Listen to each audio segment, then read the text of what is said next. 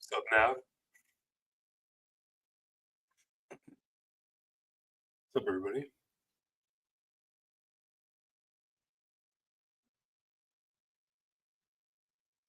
Misery loves company. Let's do this. Yes, sir. Who is ready for some exciting Kings hockey? I am. Tweet this out.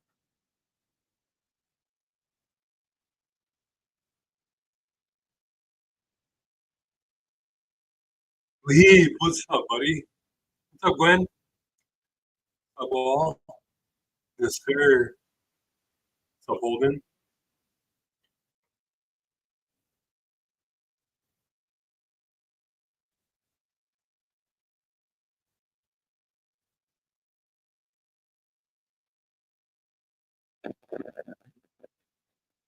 Dan P. All the homies are in here. Random Glenn. Kings better score 10 goals. Expectations are high. I like it. Chicken stew. What's up, buddy? Morgan. What's up, everybody? I'm also getting super excited to watch my favorite hockey. Yes, sir.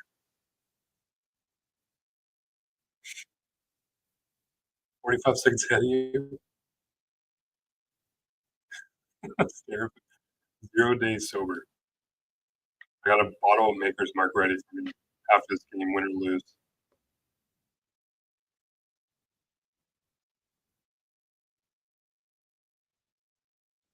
I'm, I'm right with you, Fusion. I've never wanted um, a player to get like a point or make like a play more than I want Frank Clark to do something crazy today. I hope he doesn't go out there. For those who haven't seen, he's back in the lineup, Frank Clark. So awesome. Like he's out day to day. Day to day, I guess, sounds better than what we probably thought or what even Hiller made it out to be when he said, I'm concerned. Um, but hold on. Yeah, but I want Clarky to go out there and do something cool, something crazy. I hope he doesn't, but I hope he doesn't go out there and like try to do too much and like try to feel like because he kind of comes across as that kind of has that confidence or borderlines cockiness where he feels like he can go out there and do whatever he wants, which sometimes this Kings team kind of needs that. But I'll take a Addy for Clark against her. That'd be hilarious. They win 3-0. Brian Clark Patrick. CJ with the 199. What's up, CJ? Can I buy a goal? $1.99? I think that buys a goal. You get a goal from me. Appreciate the super chat, CJ.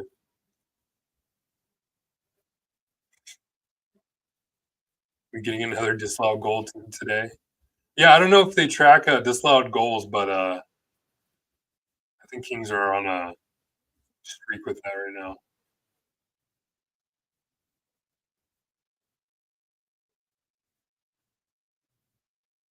Yeah, this is kind of it, right, Holden?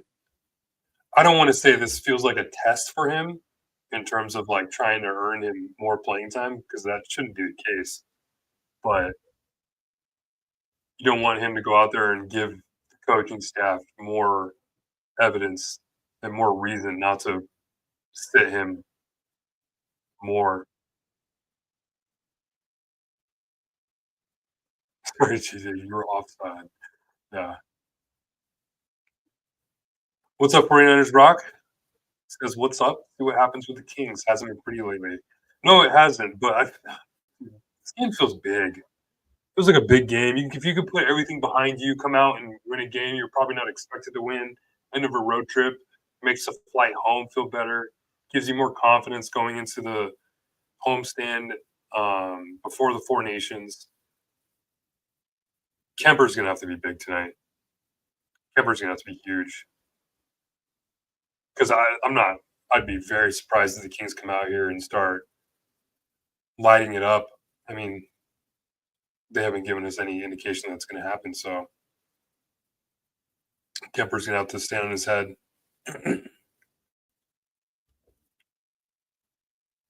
How many times?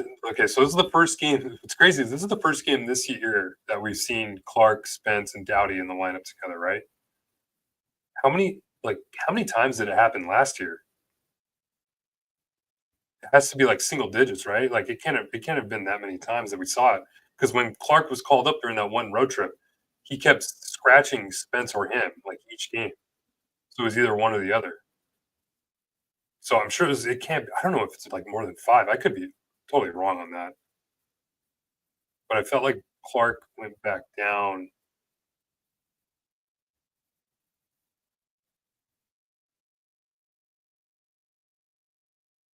Hey, Mark, yes, I do have a day job. Unfortunately, it allows me a lot of free time to do a lot of this. Yeah, I hope they don't trade Clark. I don't. They're not going to. Green Tree looks exciting, huh?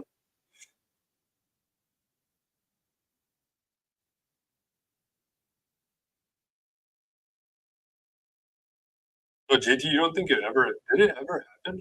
I'm sure it happened like one or two games that, or a few games that they play all three played together. Appreciate that, Mark. You're the man.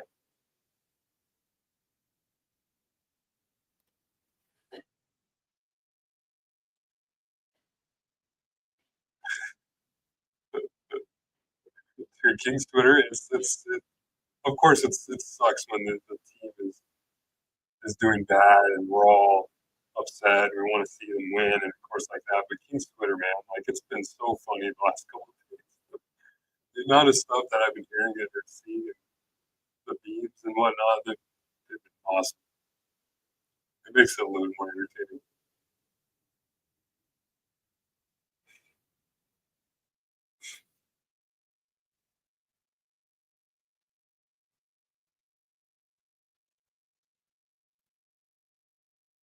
Yeah, Ontario's actually been playing pretty well. Like I'll be honest with you, I haven't been paying as much attention to them either. I think it's probably because there's not as many like high profile like Frank Clark or Quentin Byfield and Turcotte down there anymore. So it's hard to like. But there's a lot of good young like Angus Booth. I don't know much about. I've talked to Kyle. You guys aren't following Kyle Garcia, couple for HOF, for all the rain stuff. The best follow for that, but um, there's some talent down there.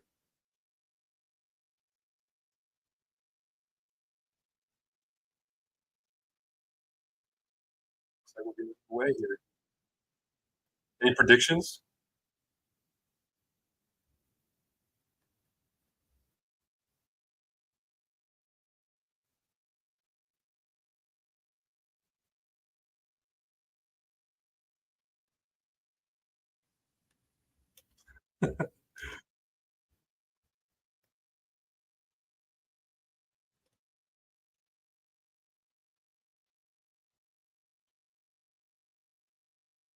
3-0 Carolina, empty net goal. 4-2.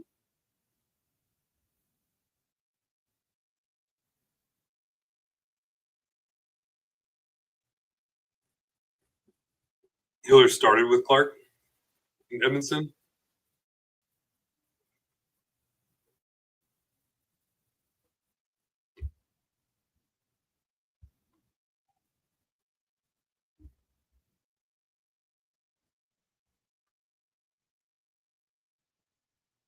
3-2 Kings. 3-1 Canes. Predictions over under scoring one goal. Yeah, I wonder what the betting markets thought about the Kings today. I feel like Trevor Moore scores goal today. Should I call that? Should I go buy a lottery ticket?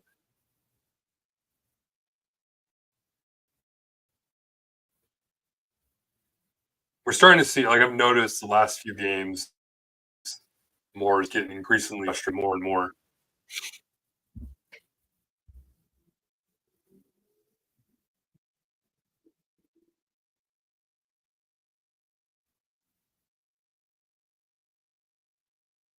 Oh, that's on? Oh, shit. Oh, no. If they score here, this might get review. Okay. Their south is on. One shot on goal for Clark. Ballsy call it anyone would score. Yeah, I know. Oh, laugh. You got to get inside on him there.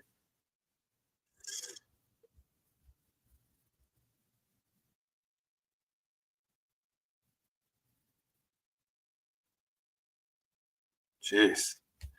Ranson on Carolina is so scary. Oh,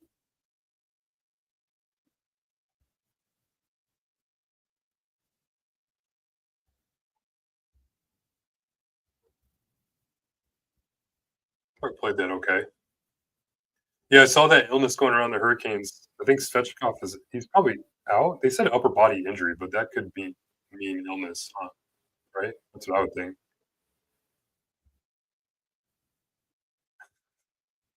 Yeah, don't bring home any sickness.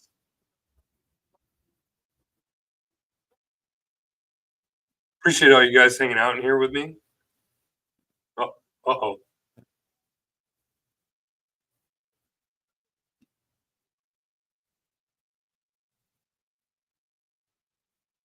Oh, thank you, ref.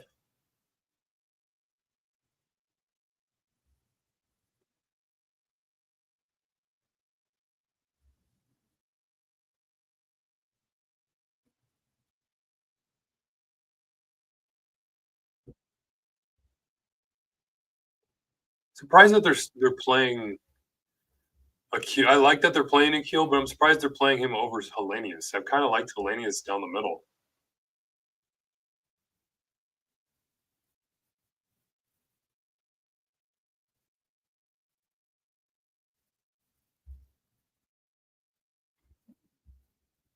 Fourth line, let's do what you trade a second round pick for Tanner Snow, who hasn't really done much. Kind of been inconsistent besides that stretch he had with Byfield and Vogel. But man, it's like you don't want to point fingers, but once the Trevors have been back, this team's looked totally different. And it's not, I don't want to say it's their fault, but evidence is there.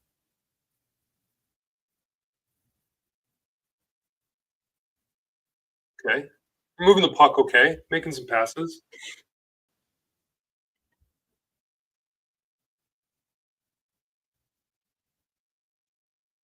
Trevor's got the wheels going.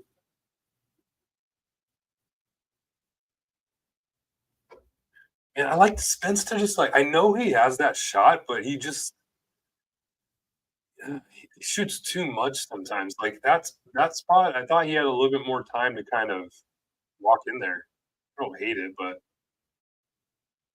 use your legs.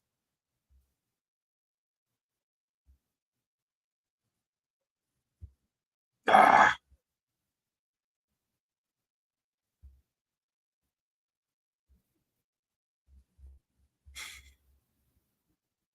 that more backhand was a screamer.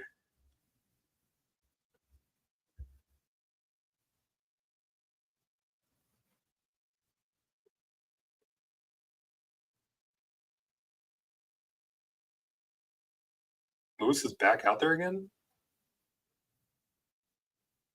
Why? They sent the fourth line right back out there. That's interesting. I think Taylor's playing a matchup game.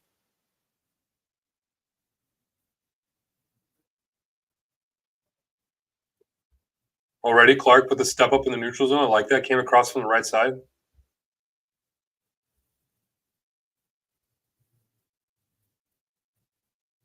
They're on the puck. Get that deep. Oh, there we go. Akil Thomas? Is that his first fight?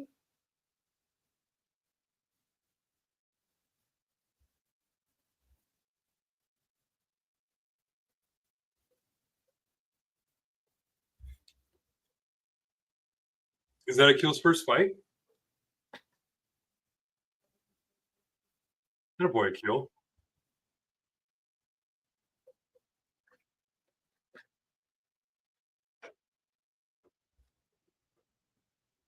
That'll earn you a lot of respect in the locker room.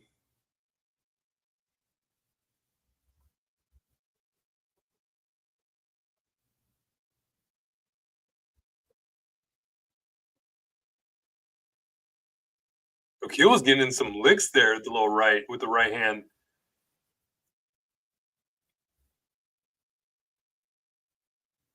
He's got a little smile, a little smirk on his face.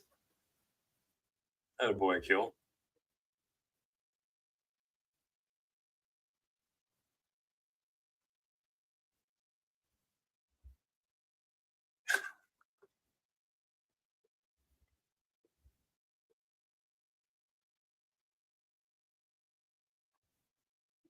When Akil Thomas is going to earn himself some more minutes with doing that.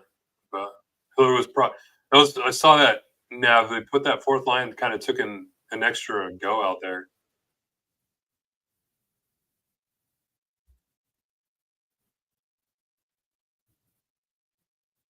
I think Hiller liked what he saw out of that fourth line start.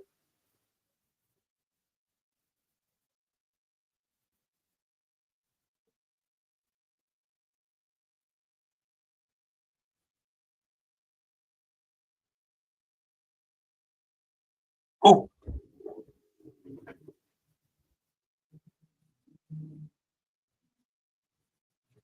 Clark with the entry turns into an immediate scoring chance. Uh-oh.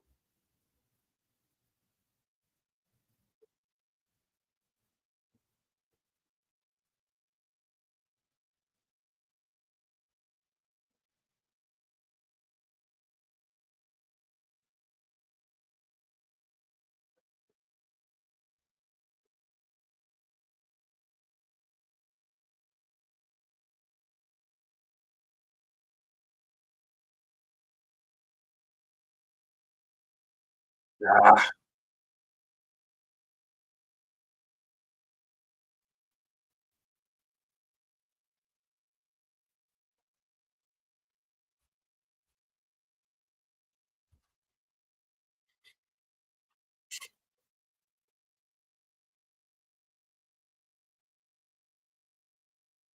Oh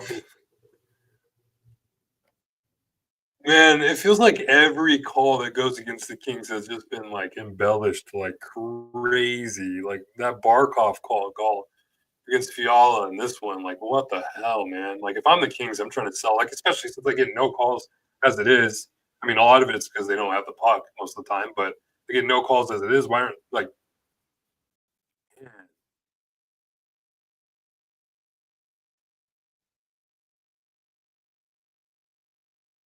I know Foxy straight up did call it a dive. I think Dowdy was kind of looking for that too. It's like we get it, it's a trip, but then you go out there and start like, ugh, that's what's so frustrating. You get so frustrated as a player. I'm sure, like you playing hard, playing tight, defensively, and then one stick to the hands is just like your feet all of a sudden go out underneath you.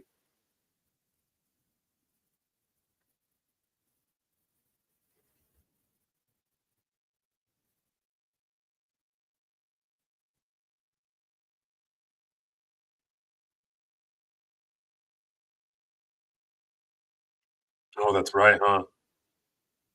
I say you just run the two pairs.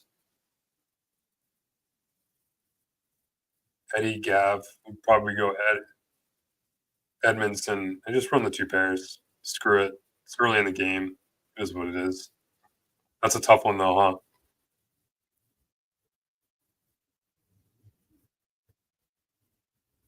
I'm glad Hiller's kind of talking to the ref about it because,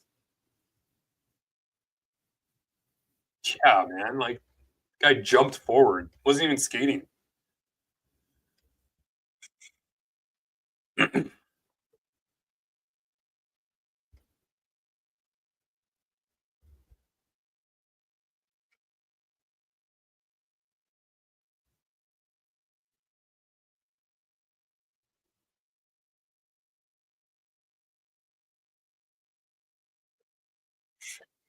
Try Kempe defense, yeah. There you go. Dalek and Evan.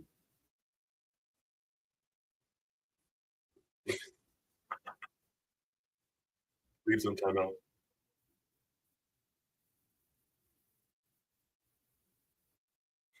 Kemper's gonna have to be big.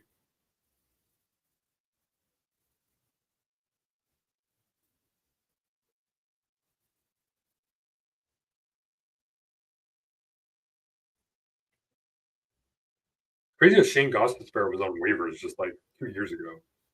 All this good talent just like gets lost on waivers. Go Q.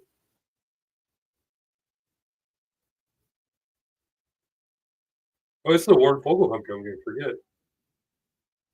Kind of.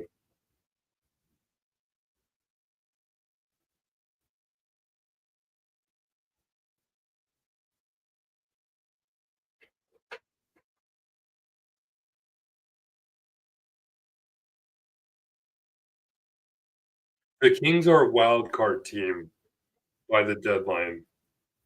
Jimmy, I'm talking about your comment. If the Kings are a wild card team by the deadline, they trade Gavrikov. Would you trade Gavrikov?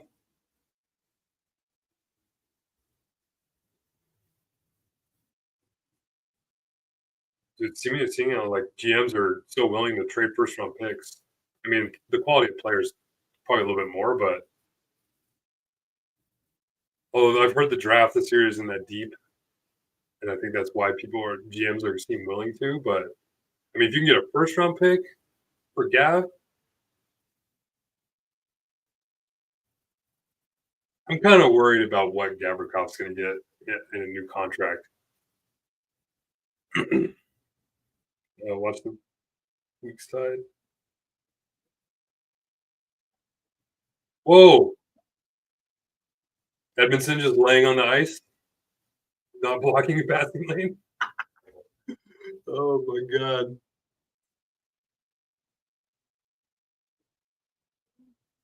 Whoa, Kings had like 4, 5, 6 guys in there. Good kill. Decent. I don't know if they get a 2026 first. Go Kev.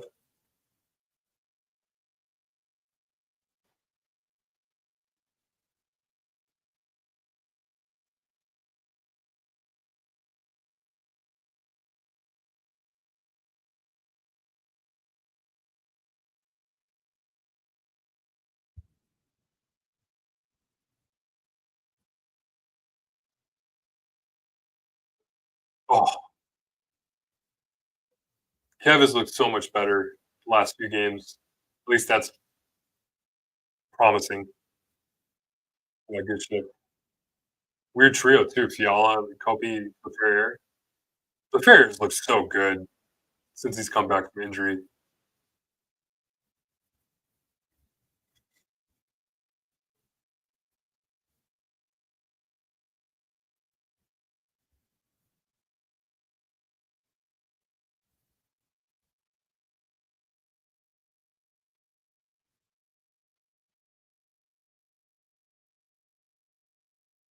She need to keep throwing it behind the Carolina defense.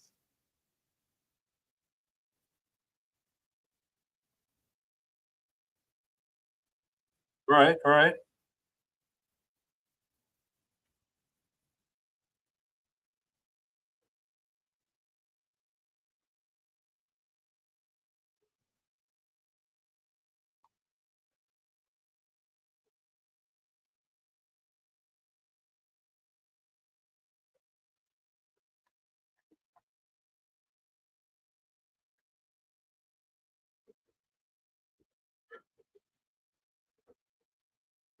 Right back out with Kobe.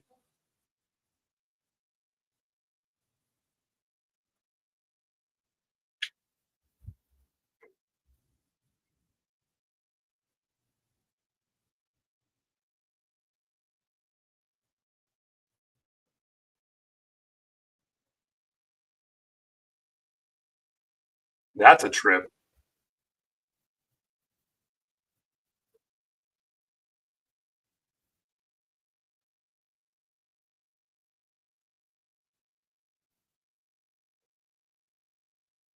Go Cope. Oh, Kobe knows it. He knows it. Anthony, yeah, I actually we talked about that on the last show that we did on Thursday. I would do it probably. They're probably I would think probably Hiller's probably thinking about it too. Not something you start off with to start the game because you want to start your game rolling all four lines, getting consistent minutes for everybody. But I'm sure like in certain situations we're going to see Byfield with Kopitar and Kempe today quite a few times. I would think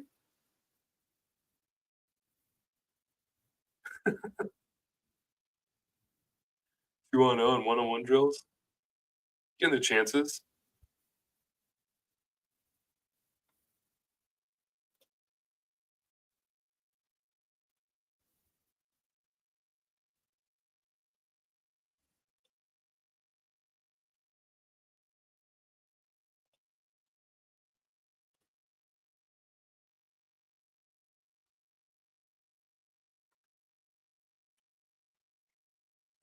Man, natural stat trick has them with or three high danger chances already. That's kind of interesting. Clark has looked good already.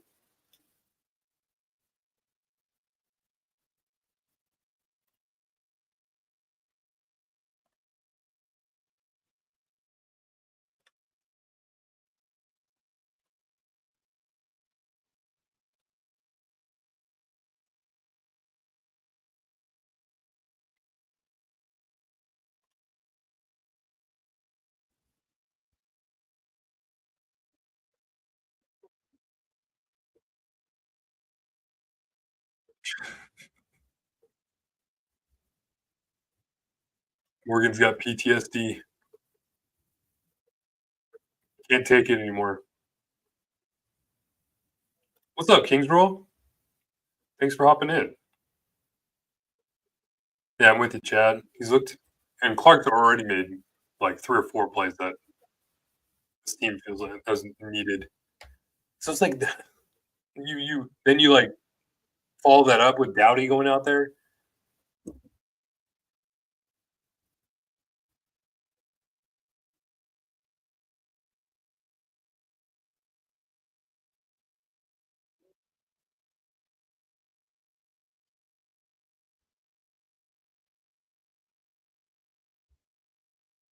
Oh my God, Darcy.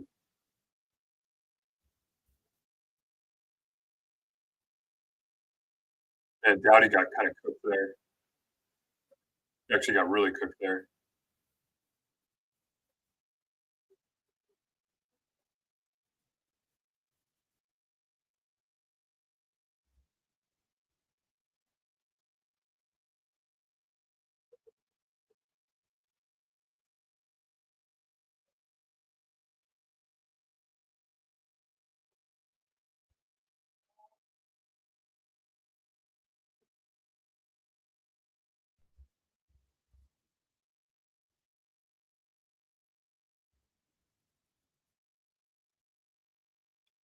Nice, Akil. Nice. Akil's skating today. He's got his hands.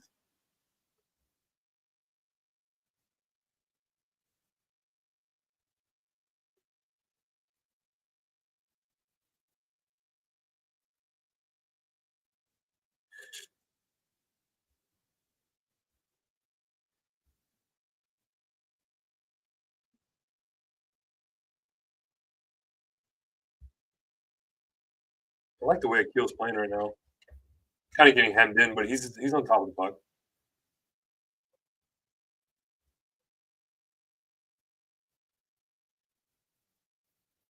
Nice.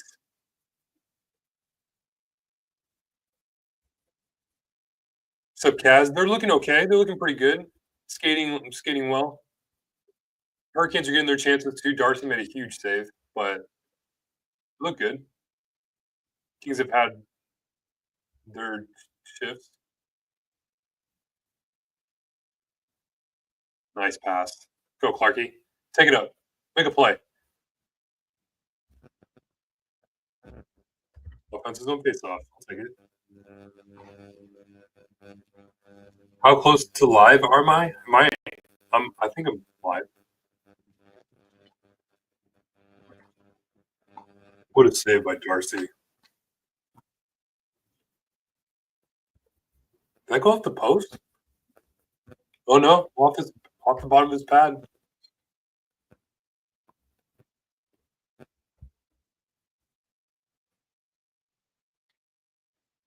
Yeah, Darcy's gonna be huge today. Oh,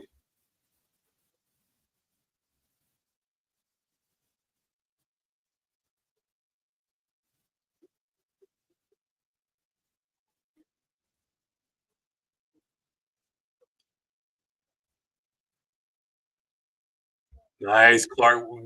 No, you're killing me. What was that? Look,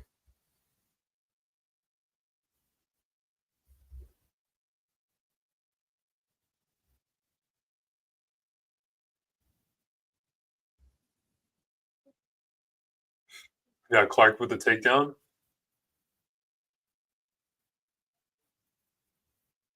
I don't know if I'm exaggerating here, but I feel like he's been the best player on the ice for the Kings.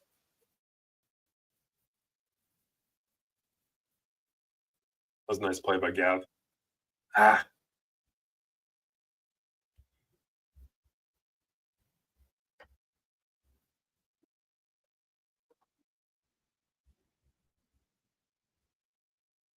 Randon, what's up, buddy? Randon is going to try to make it by the third period. I think he said. Hopefully, we can get him on here.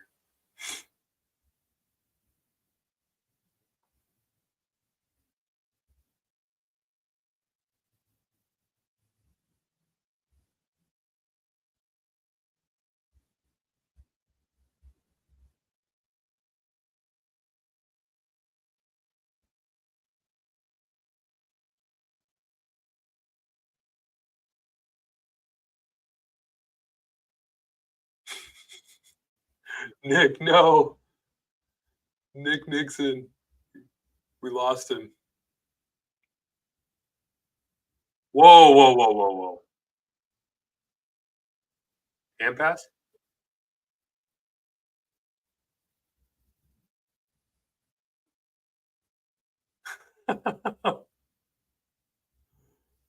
I love Jim.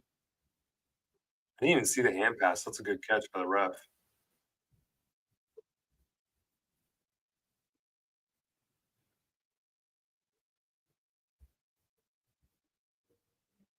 Oh yeah, he didn't. Yeah, that's a great catch by the ref. Good catch by the ref.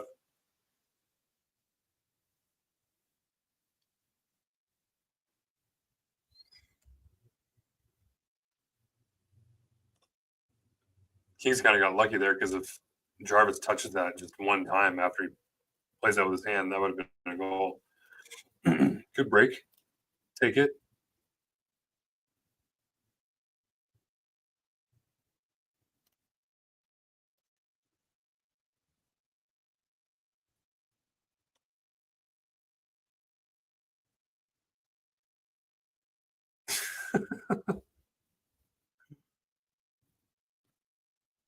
Yes. Tell him, Brandon. We still have our more Kev shirts. We're working on some more stuff.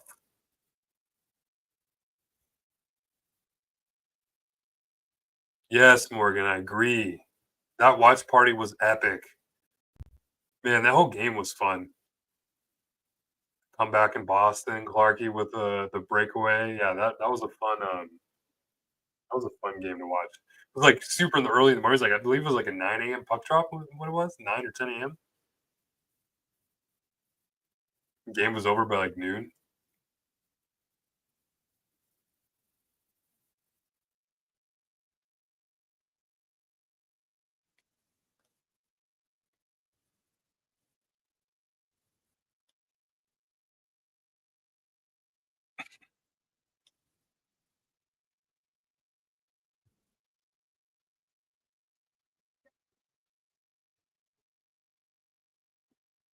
Oh, so close.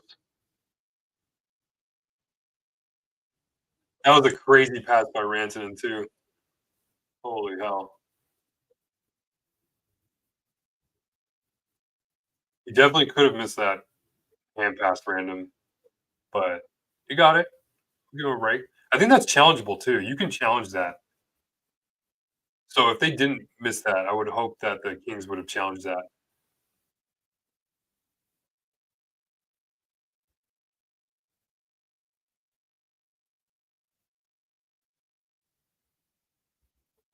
It's a good catch by the ref though when he was from where he was standing.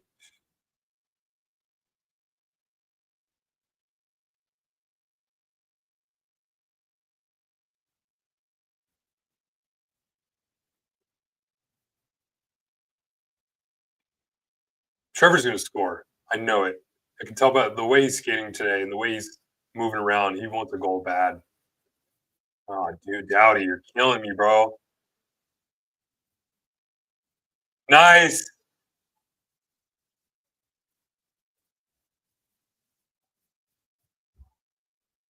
Sean Walker.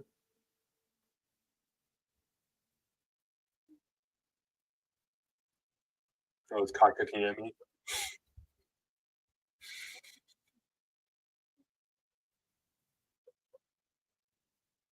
Man. Oh, Drew, you're killing me, bro. That was such a good start too.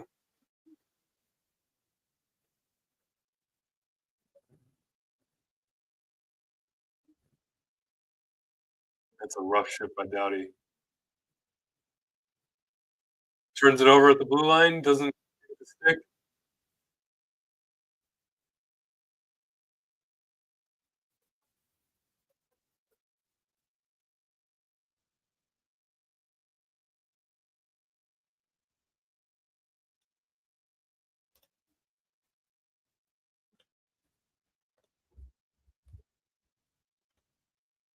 Go laugh. Go laugh.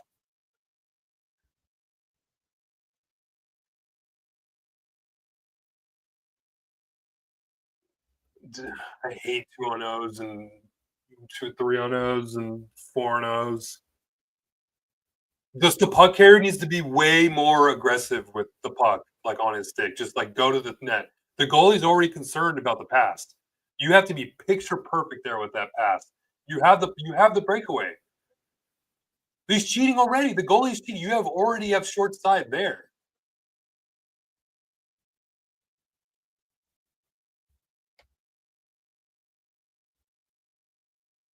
Ugh, come on, laugh.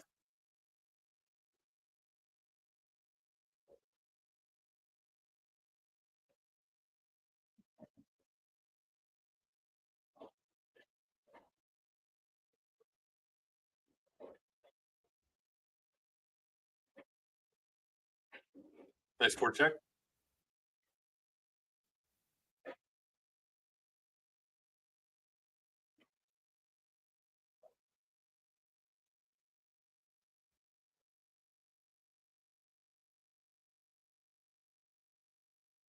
A keel with the back check.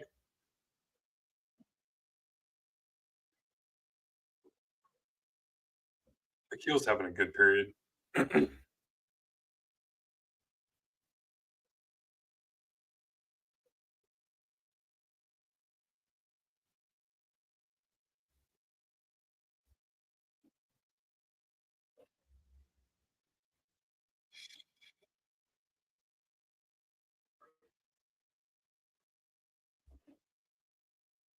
That last pass is just them not having confidence.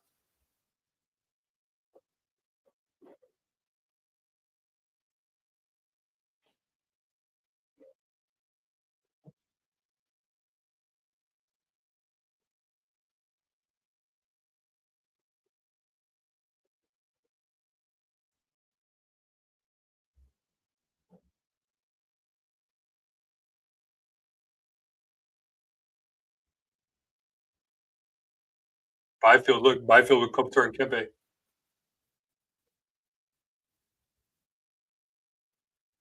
Knew it was gonna happen.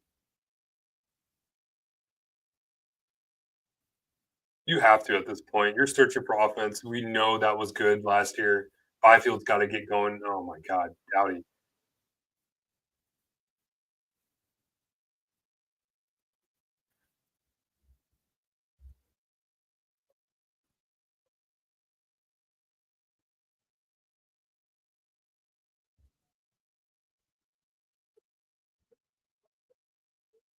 Dude, what is this puck control? Careless.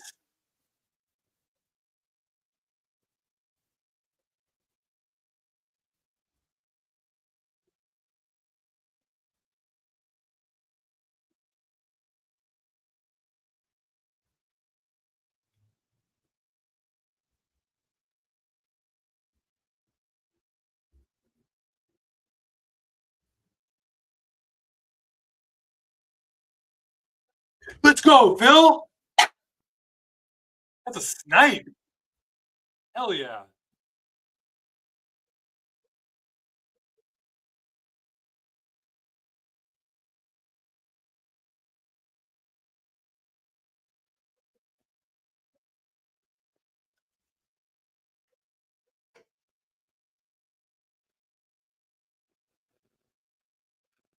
No, that was definitely not a trip or a hook or anything.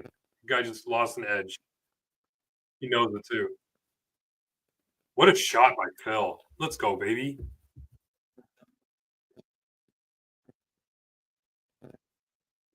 Oh my God, the Kings scored a goal.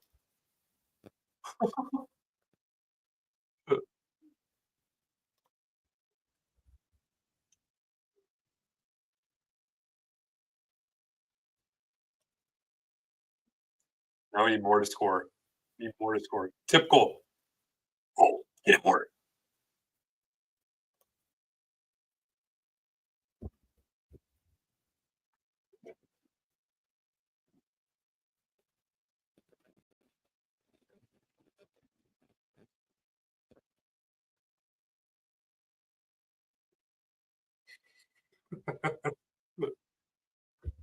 That was a great shot by Phil.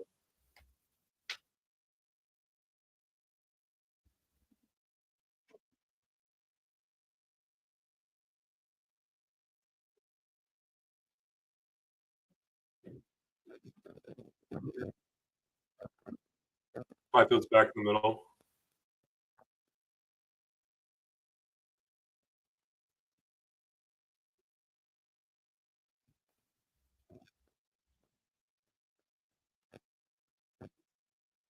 Oh my God. Spence. Quicker, bro. Quick, quick, quick, quick, quick.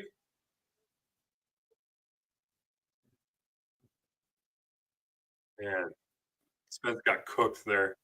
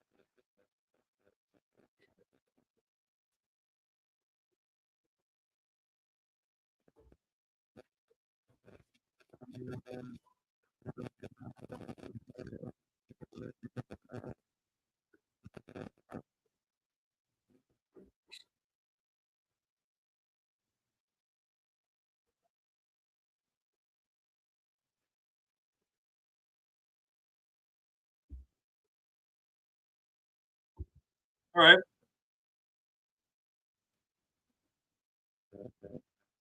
Better, better, better. A goal is good.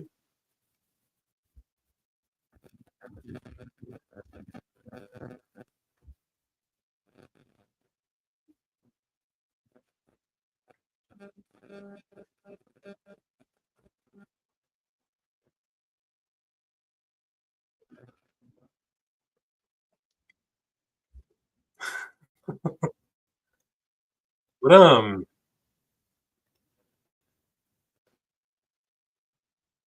don't think Alex T is benched, Mikey. I feel like Hiller was probably looking for a little bit more. I think we're going to see Byfield out with. Kopitar and Kempe a couple times.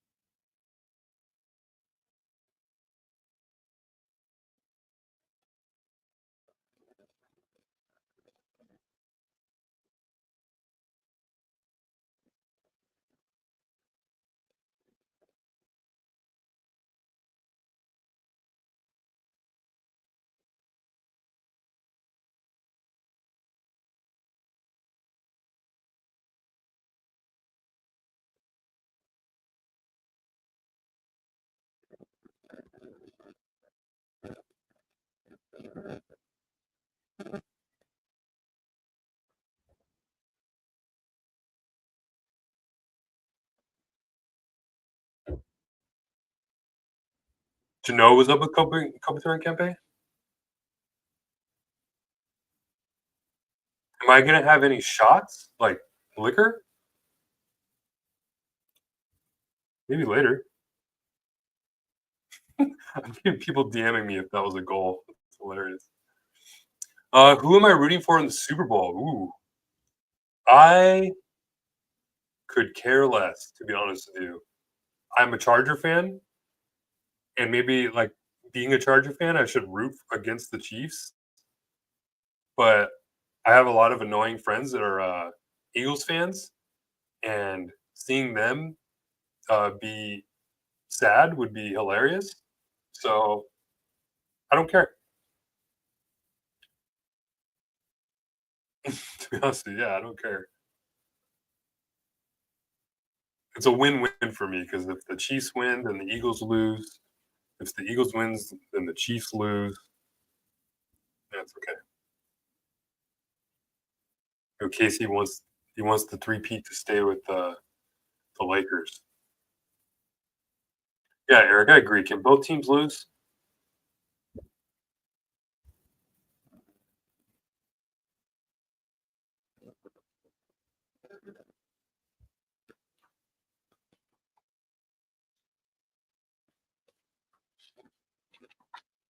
Well, then I'm with you. I'm actually seems like Saquon's a really good dude, like a really good guy, and obviously he's incredible on the football field. So it would be nice to see him get a ring, especially after like what the Giants did.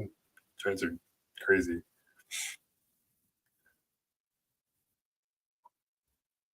Dodger Fest was today. I saw the videos.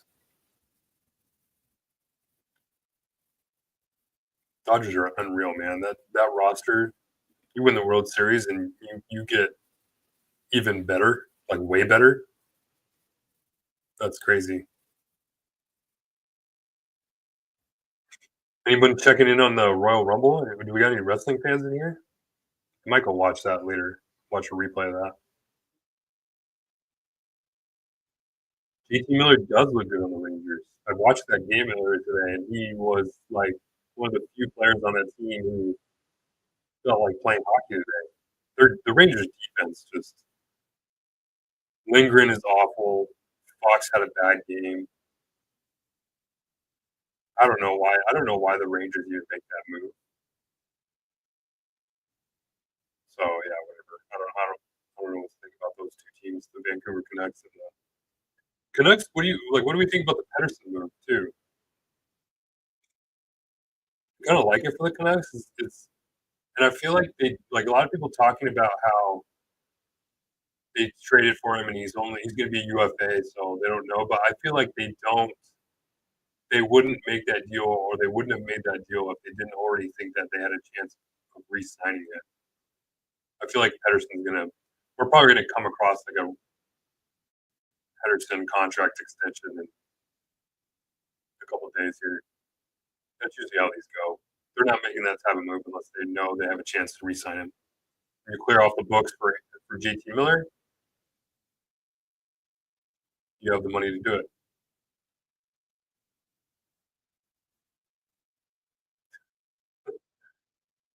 Rangers trade reunite Pedersen and Miller. Yeah, I'm sure that.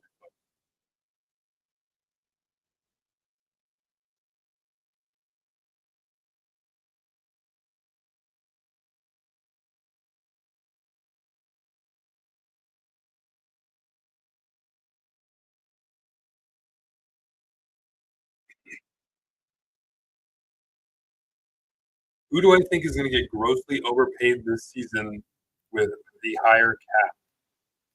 That is a good question. Let's see if I can do something.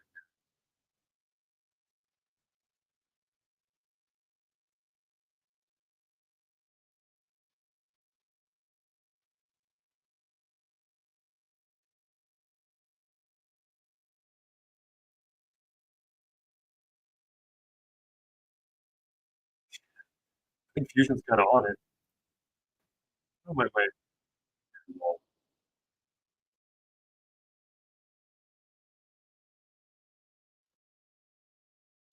slowly.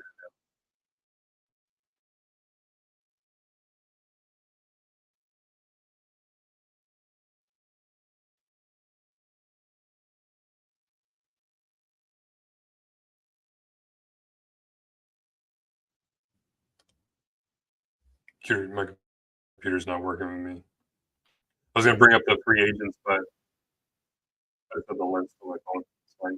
Yeah, as far as who do I think is going to be overpaid? Yeah, Gavrikov is definitely an option. I mean, how?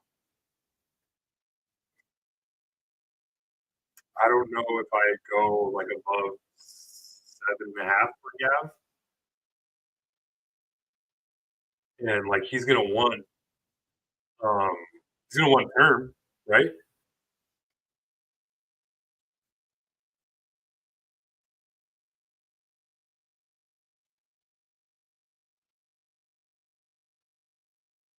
I'd love to have Rantanen. He's gonna get paid. He's gonna get paid though. And I don't know if the Kings have money. They don't have. I don't know if they'll have that money though. They definitely have to get some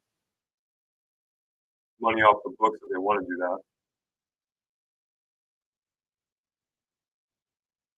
Marner's gonna get paid too. That's another one. If you guys had to pick, who would you rather have, Ranson or Marner? I think probably everybody would probably say.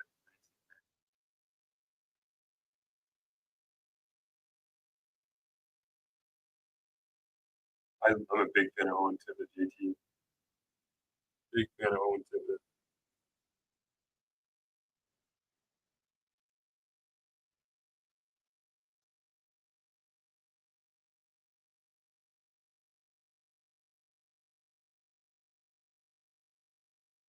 Ooh, he says Marner over Ranson.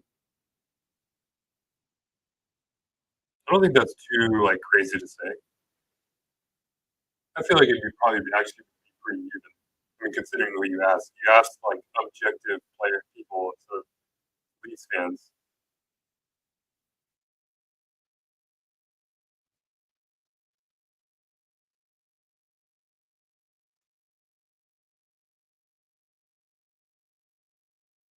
I think Marner kind of gets a bad rap. Like, would Marner be considered a diva if he didn't play on the Leafs? Nylander's the diva on that team.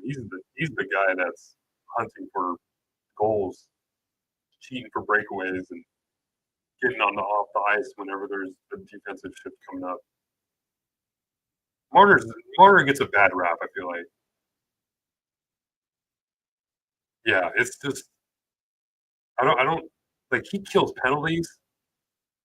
He's like one of the few players on that team that actually does the extra stuff, and I feel like he just gets picked on.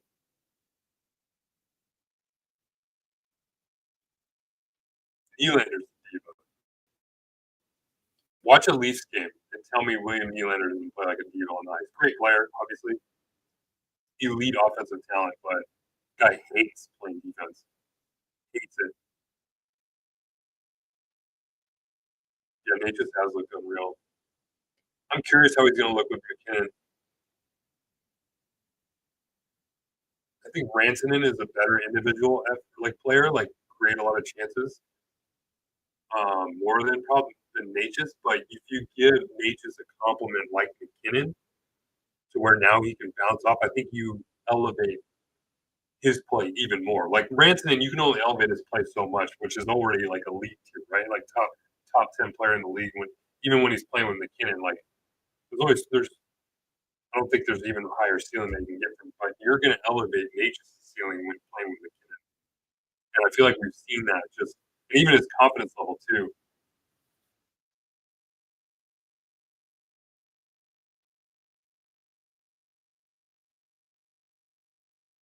Yeah, TH Thompson would be so fun with his team. He's not gonna go anywhere, but yeah, they're gonna fight together. Maybe you trade Byfield for TH.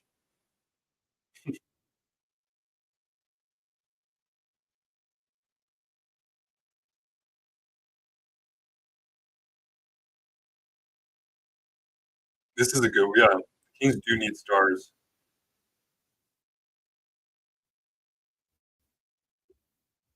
I like them this add something big. It's just I don't know if a lot of people have confidence in the people making the decisions to do it. That's the only problem.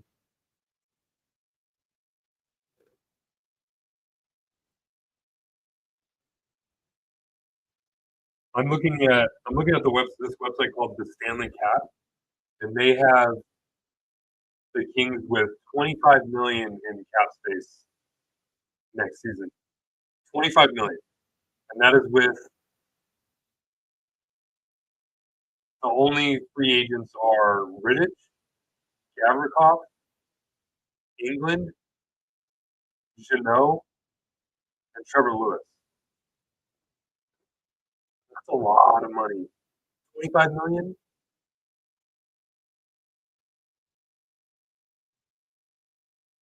Yeah, you can go do some spending. I mean, you can even re-sign Gavrikov if you wanted to.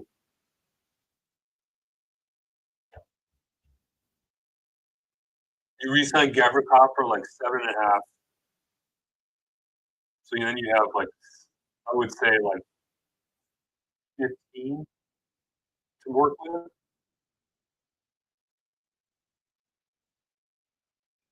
Yeah, I'm kind of with you on that lead. He's good, but that's scary. That's a scary commitment.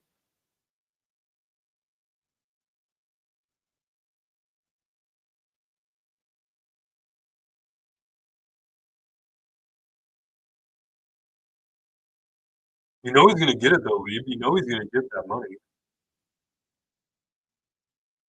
He's going to get $7 million from somebody. And whether it's the Kings, who I'm sure love a type of player that Gavrikov is, like that's the kind of guy they love. That's the kind of asset they treasure.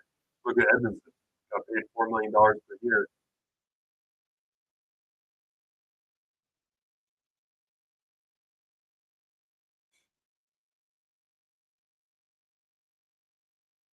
I don't know if the Kings re-signed Geno, to be honest with you. I don't know if they're too happy with the way he's been playing. And for some reason, teams cherish players like Geno too.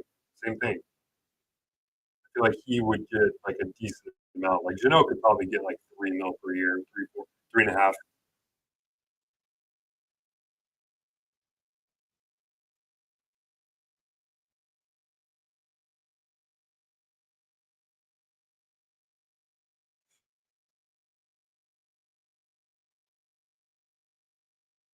So okay, let's say we let Gavrikov walk, which I'm not against. I'm totally like I want it to be a reasonable cap hit too. Like $7 million, I'd be very nervous about that. But let's say you let him walk, your defense next year: Anderson, Doughty, Edmondson, Clark, Moverara, Spence. Is that good? Is that good enough? It's not bad.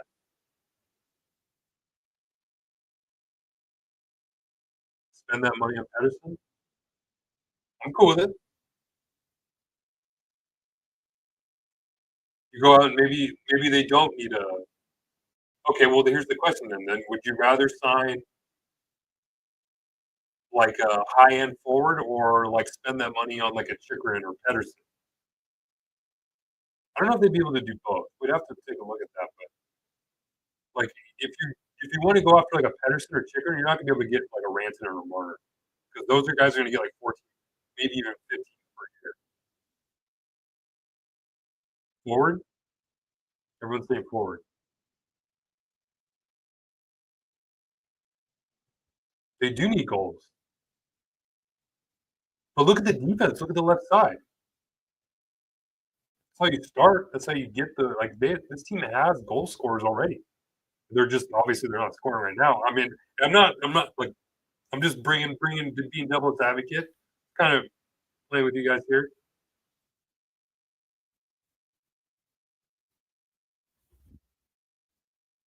Wish I could my screen share was working.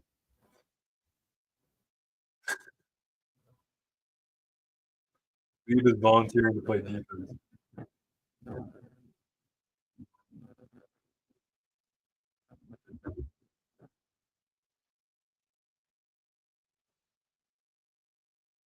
You know, it'd be a good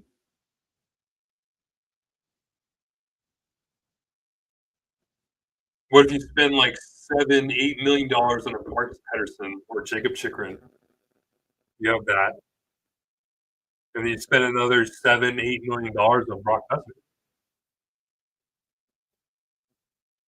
Would you rather spend, like, $16 million on those 2 type of players or, like, 15 million on Marner or Rantanen?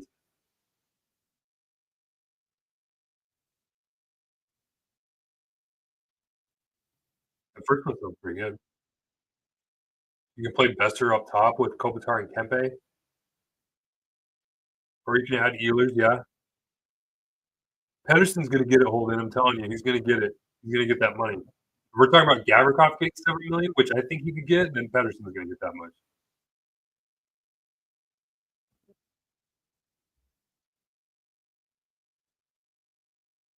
Lee, do you see where the salary cap went up to? It's not about the thing is, it's not about the number, it's the percentage, the cap hit percentage. That's what agents are gonna be pointing to now. You have a $95 million salary cap, the salary's gonna go up. Joel Edmondson would make $6 million in this next year's salary cap.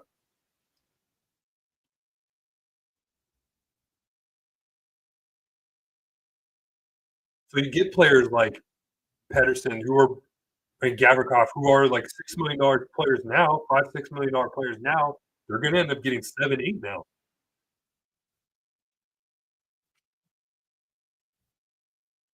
I actually like the extension that they gave Gavrikov. It's only 2 years, hasn't really been, uh, too expensive.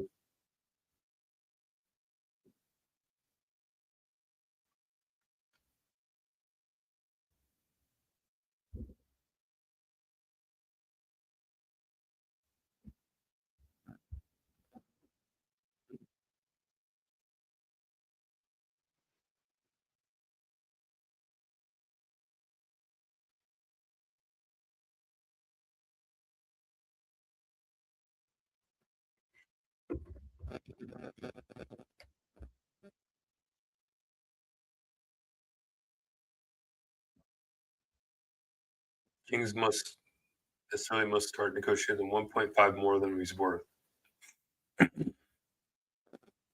Yeah. Don't put that out in the world, Si. I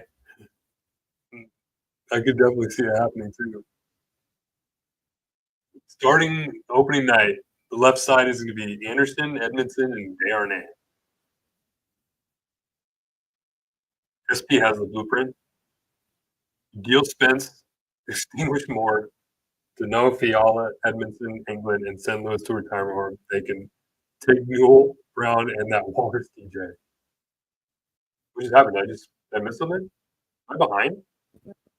Everyone's screaming goal. Who scored? I'm not gonna look. I'm not looking at the chat. Nice outlet. Gavrikov, 2-on-1. The $7 million man. Trevor Moore. Called it. Called it. I knew it. I knew it was gonna happen. You can tell, man. You can tell these last 2 games ago, what, we got that high stick that shouldn't have been a high stick call, touches the official, probably lucky he didn't get more than that or even a fine. Then the last game I saw there was one shift that he had that we just, like, gave up, like, turned it over while they had a good forecheck going, and he slammed his stick against the board. You never see that from Trevor. Never see that kind of emotion. And today, you just kinda saw, like, the way he was skating, the way he's kind of been moving with the puck, without the puck, like, knew it was coming.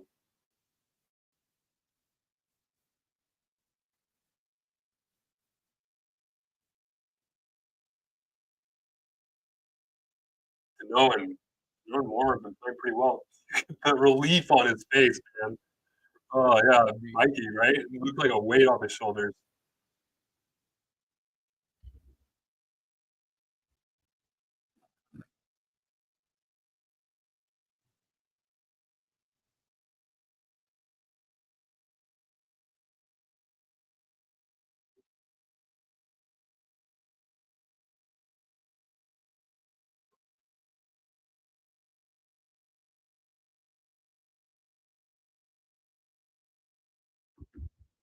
That's good for Trevor. He's gonna need him. Gonna need him.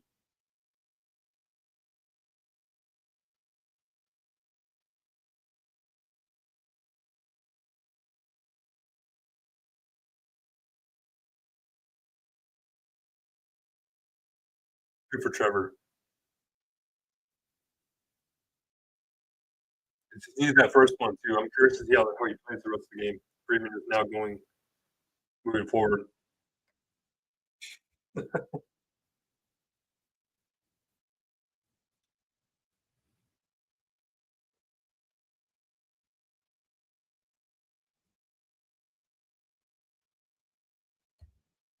Miller's comfortable running that 4th line out there. I think he likes what he's getting out of them.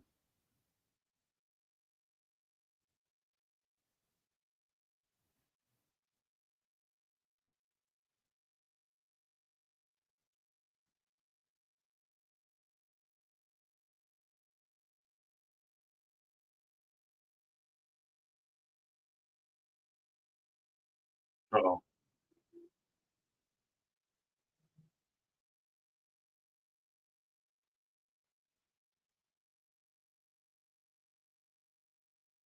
Overall, has really improved his board play. I think it's probably his strength has a lot to do with it. He's put on some muscle.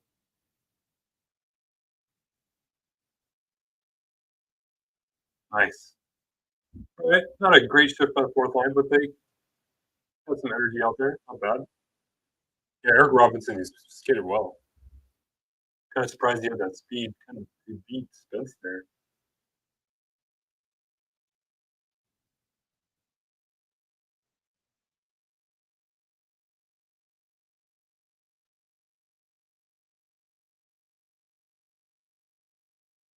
They just signed him? Didn't they just give Robinson a contract extension?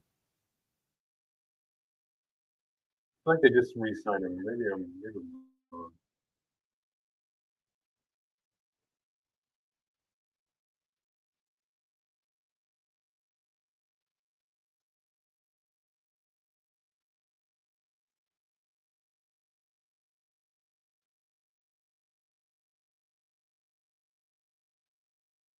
Kobe just fell. Yeah, I'm glad Nick brought that up. They had a college basketball game today before on the like, in the arena, so I don't know how the ice is gonna be. Oh, man, Danault is making some passes today. Clark. Oh, they did re-sign him. For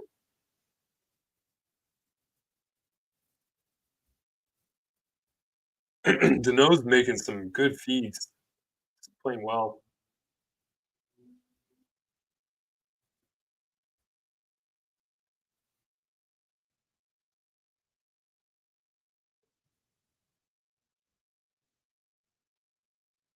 Oh my god. Danault Bill eating poutine fries. Um I wonder if they put Fiala back with Dano and Moore. I don't think Fogel's done much on that line, but the other Dano and Moore have got some chemistry cooking. Maybe you put Fiala back there, try to ignite those three. Have Fogel back with Byfield. I'd do that.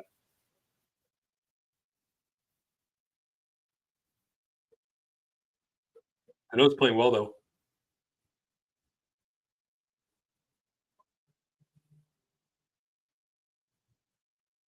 I would have liked Moore to rip that as soon as he got it coming down the wing.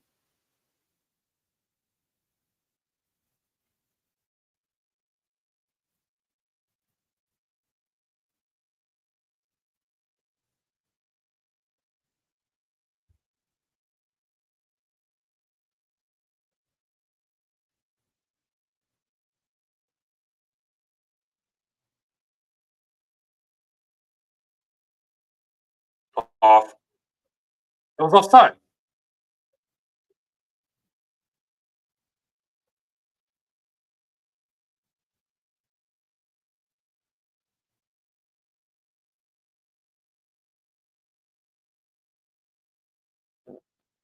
Nice cue. Oh,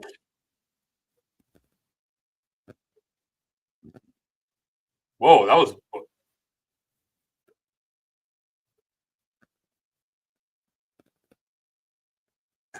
what was that whistle? What the hell?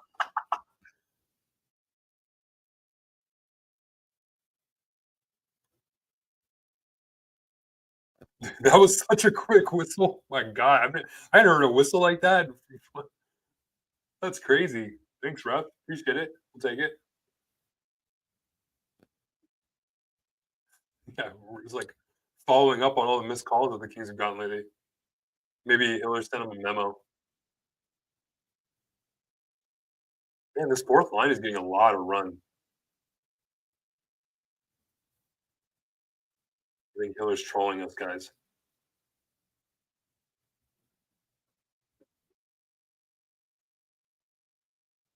Okay, I don't what the, see that gets you sad. Why are we just icing the puck for no reason?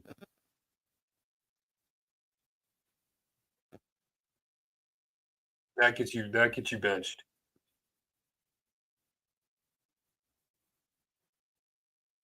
One of my pet peeves in hockey is just unnecessary icings. Hate it. Hate it. Hate it. Hate it.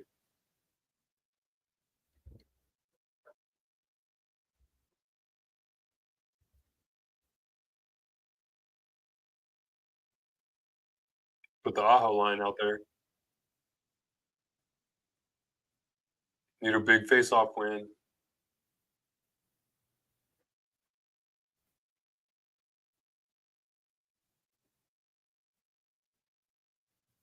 Kemper's gonna need a big save here.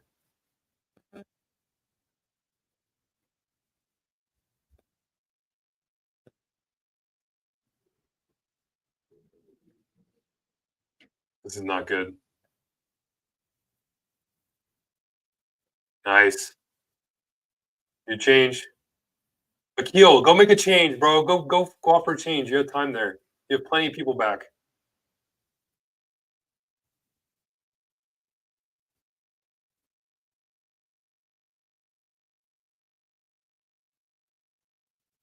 Jesus. Oh, he broke his stick. Get it out. Oh my god. See, Akil, that's why you go off for a change, bro. Oh, oh, oh! I do control the score banner. Is that holding me up?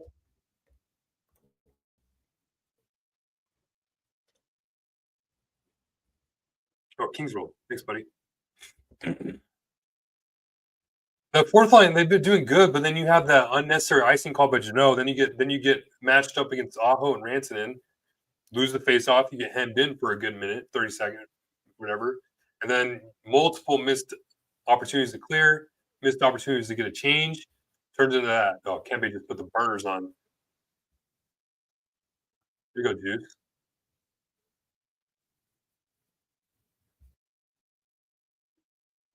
Yeah, Holden, he's running that 4th line out there, like, they've been out there a couple times now.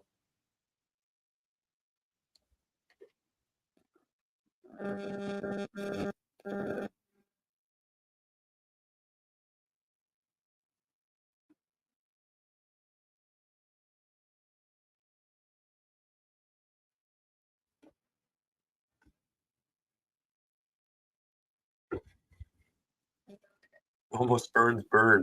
With what, 40-year-old? Is Burns he's 40 now, I think?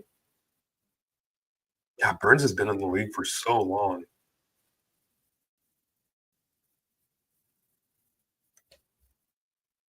Thanks, SP. My banner control has been off today. Sorry. I'm sorry, y'all. My scoreboard. There we go. Appreciate it, buddy. 40 in March. Wow. I've noticed or I've heard that like he started to lose a little bit. He's starting to lose a little bit of juice in terms of his skating, which makes sense. Third oldest player. Wow. Doubt he's gonna be playing until he's 40, huh?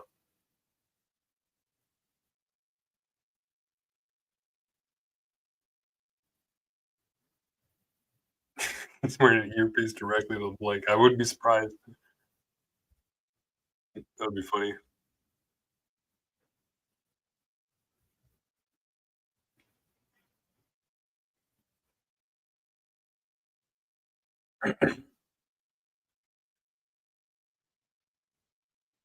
Dude, $113 million cap hit is insane for the NHL. And Lee doesn't think Gavrikov can get $7 million.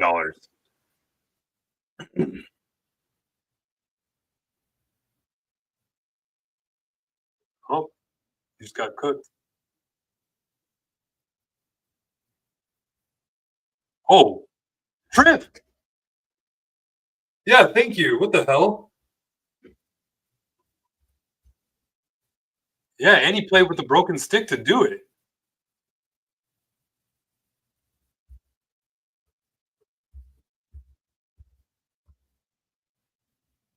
Dude, what is this luck that the Kings are getting? This is crazy. Breaking Carolina sticks, turning into power plays for the Kings.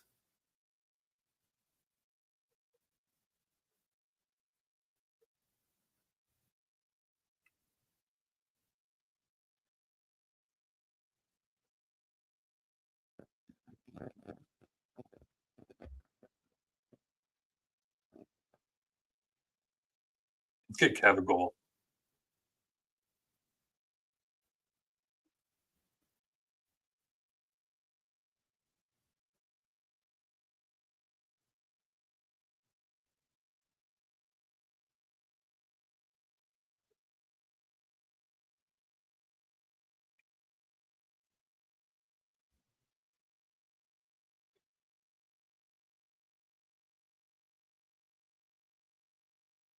And the Hurricanes were on it. Oh, here we go. 3-2, 3-2.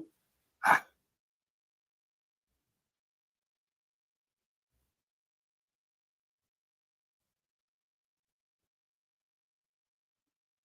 SP really wants me to start drinking.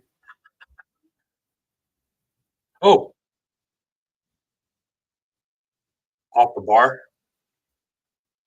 Come on, Kev. Let's get you one. Dowdy goal would be kind of cool too. Oh, left. Wow.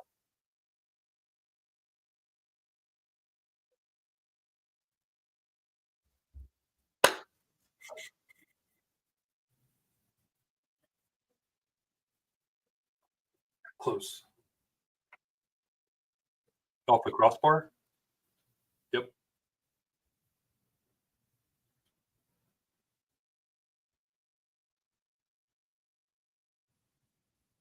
Getting some good chances in the middle of the ice.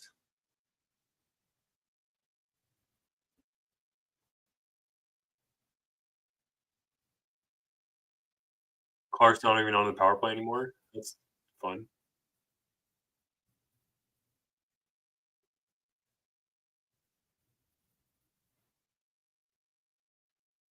So we got Warren Fogle on a power play, but Brent Clark is sitting.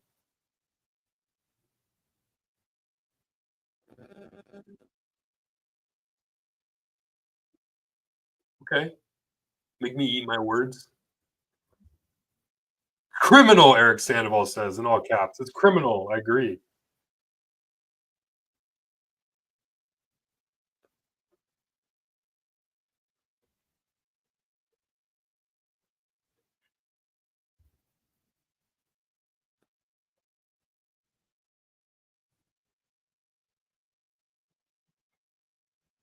SP, I have a sneaking suspicion that Fogle wanted to one is like the type of guy that wants to beat teams that he's played for, or wants to show that he can be help teams that maybe he feels are I think he just really wants to show that he's a better player than what he is. Because he talked about when he was talking about Hiller earlier in the year, he talked about how Hiller is giving him more confidence in terms of and more opportunity than any other coach.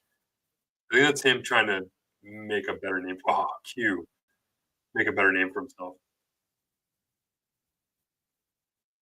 Oh, oh, Morlow's got another one.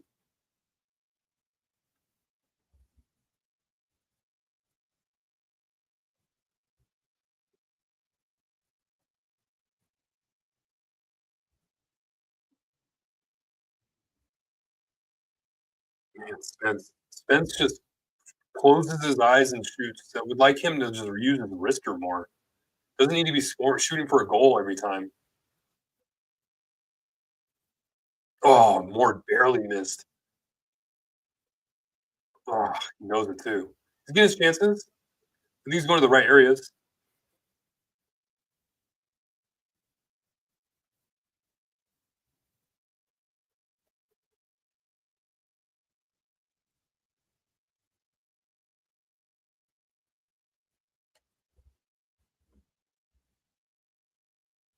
Laugh with. And haven't seen Turcotte in a while, huh?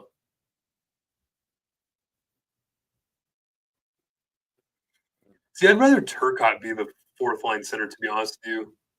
They're not going to give him more than 15 minutes a game. So why don't you just have him center the fourth line? Bring a little bit of extra juice, a little bit of extra skill to that line.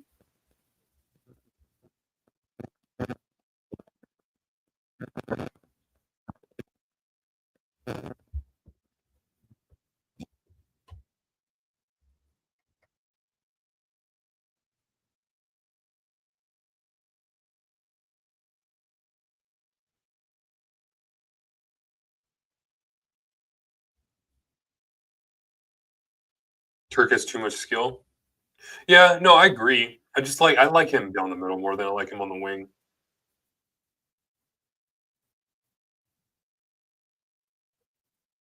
Fourth line out there again.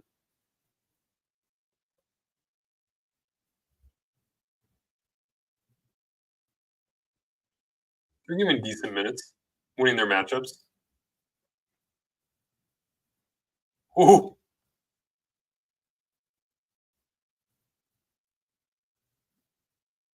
Clark, easy. Oh,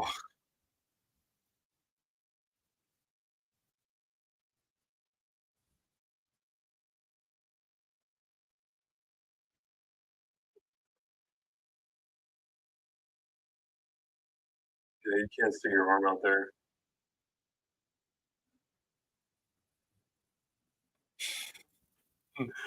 Clark, no.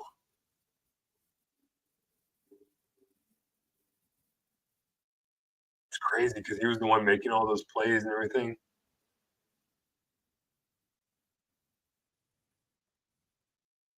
That's a tough one. It's definitely a penalty.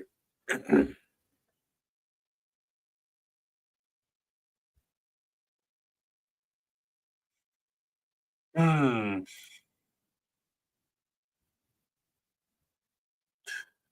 Yeah, Dalek. Well, my idea with the whole Turcotte center thing is you put just Lewis on wing. Like, he doesn't need to be the center on any line.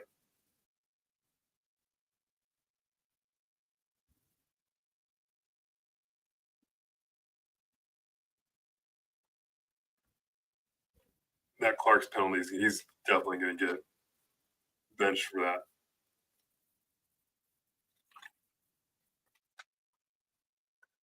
Yeah. You just got to get your legs moving there, though. Can't be just sticking your arm out thinking that the ref's not going to call. It's like even more of an obvious call. It's a tough one for Clark. No, I mean, he's guilty of doing too much. Yeah, I mean, it is what it is.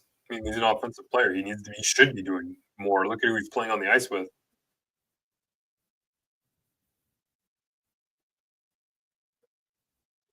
That part I'd like he instead of throwing it to the middle, I'd like him just to rim it down around the boards. Just keep the play alive.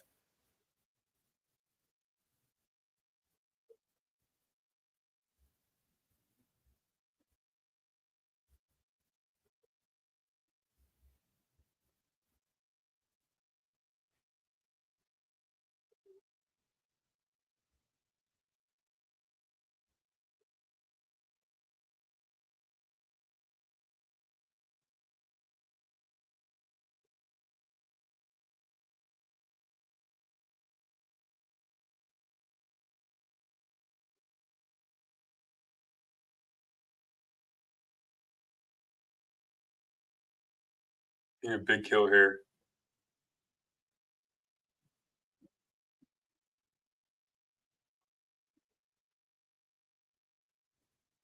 Push middle.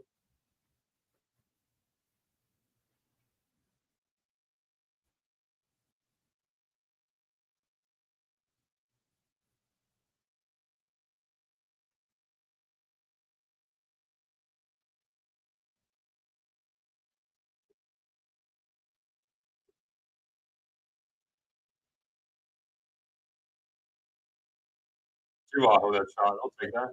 See, below the circle, you give him that shot all day.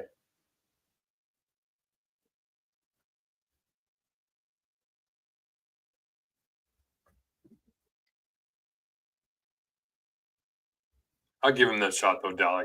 I mean, this is the bottom of the face-off dot. That angle's tough. I'd rather him go one-on-one with Kemper right there than any cross-ice pass or anything like that.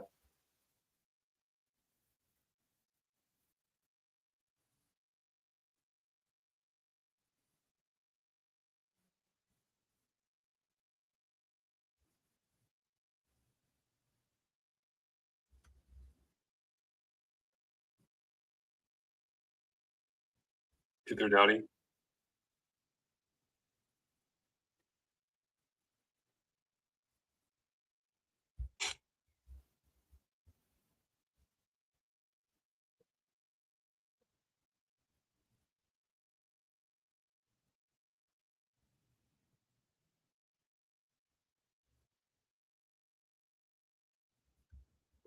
Nice. Good kill so far.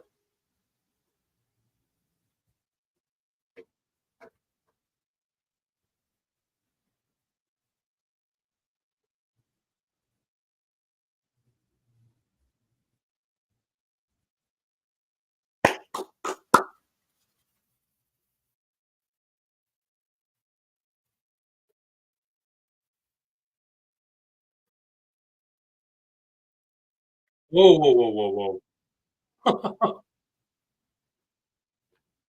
Yeah, this penalty kill looks so much better than it did last year.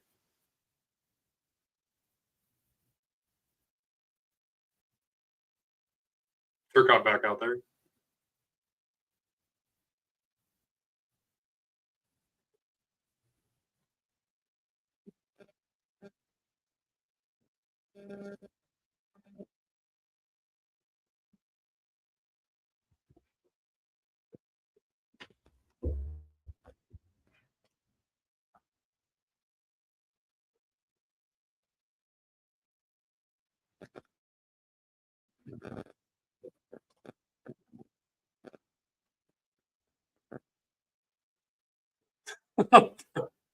That Darcy replay is hilarious.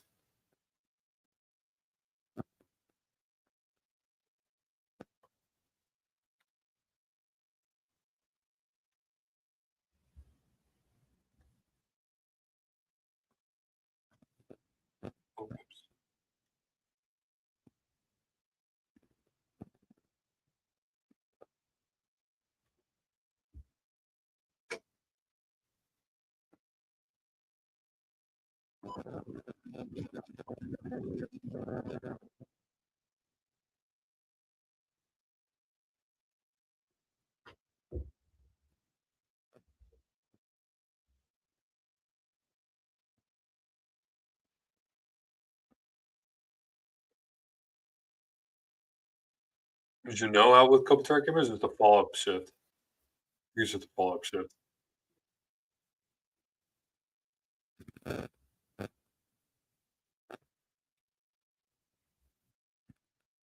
Yeah, he almost made that shot, huh?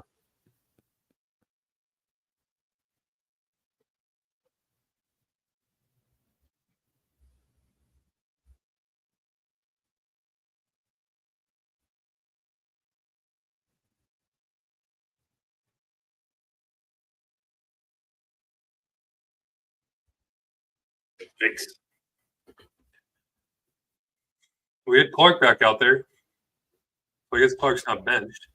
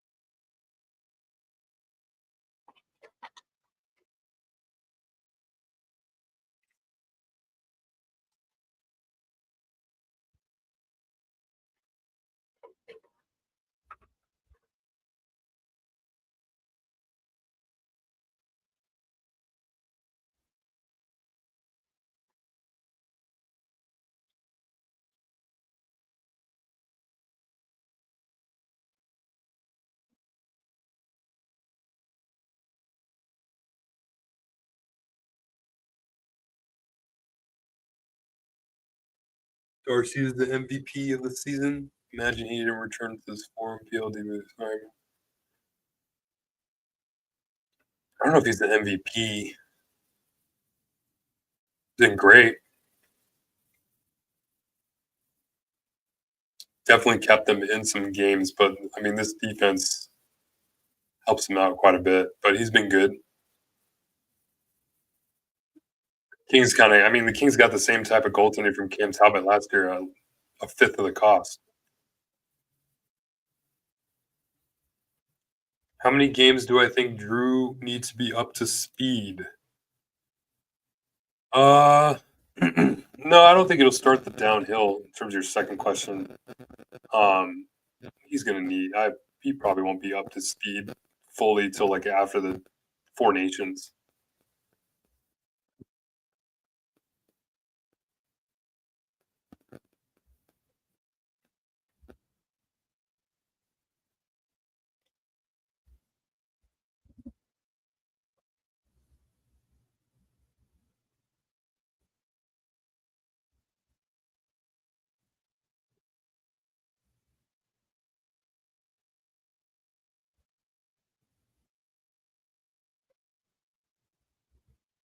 Moore, Janot, and Fogor. This line's playing really well.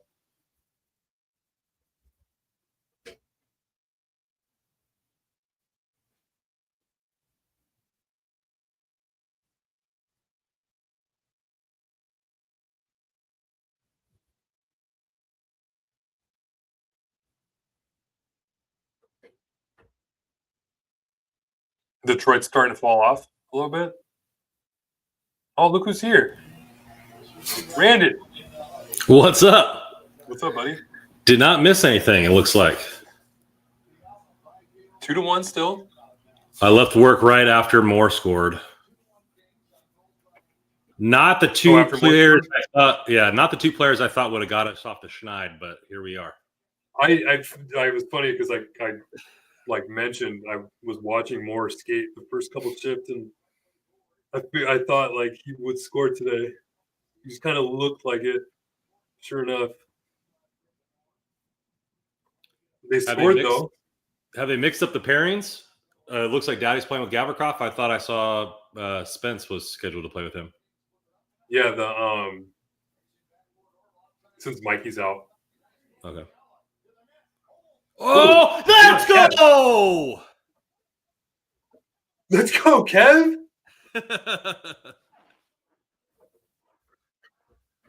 Am I a little ahead of you? Wow.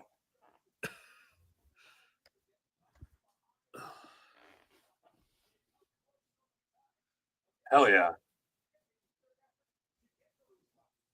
As soon as 3 he got goals. That I was like, he's gonna go for a wrap around there, or like a wrap. Look, way to use the body, shield the stick. What a play! Right there, Russ. Huh? Right, perfect timing. Good job by Laugh to drive to the front too, take the defender away. But yeah, that's a great play by Kev. Holy hell, that looked like Kopitar's first, huh? Yeah, his first career. That was sick.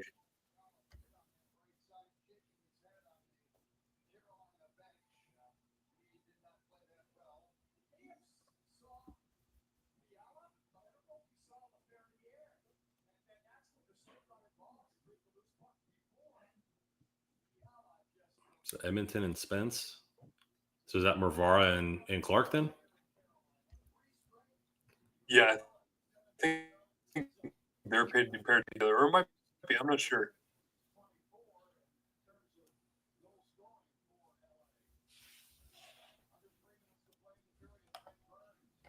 We have to give you credit for the Fiala goal. I know. I'm gonna take it. I'd like to thank the Academy. I don't know what you want to do with it. Yeah. Oh.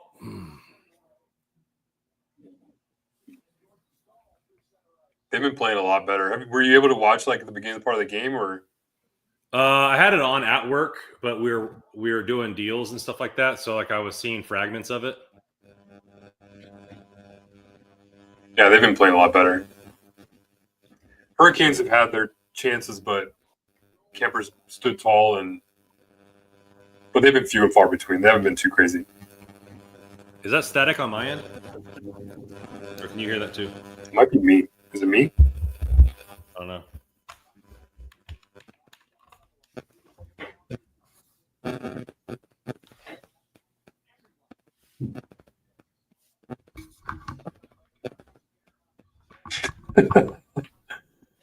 The chat is on fire. 3 goals.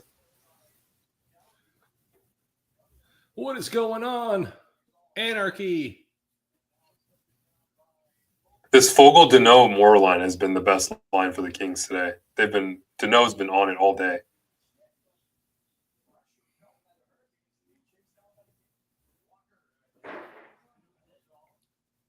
Richie Rich says, "Boys, we score goals when we do a watch party every game now." Don't know if I had a feeling. I had a feeling about today's game.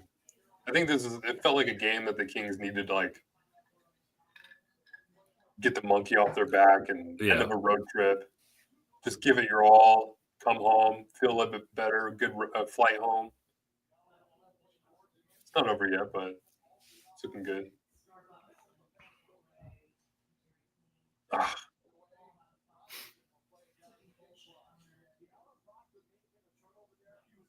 Hand pass.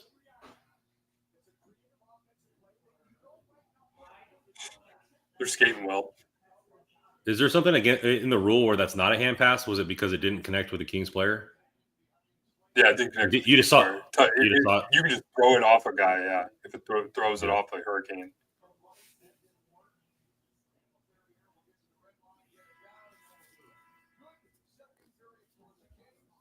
Good period. There we go.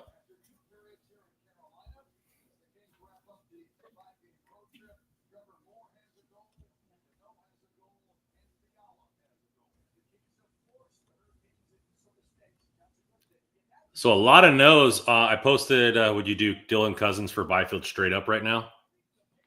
And I got a lot of resounding no's still. So a lot of confidence still in Byfield. The Byfield, I saw some people were saying like we haven't seen the Byfield, like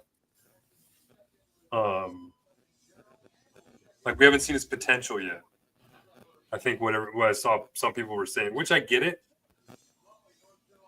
And maybe we've seen Cousins' potential, and now he's starting to regress a little bit. But I'm not saying that it's like. I think Sabres would have to add a little bit more to that. Yeah, I mean, it gets to there's a point in a person's career though where is there more potential, or is that just the player he is? Yeah, no, I agree.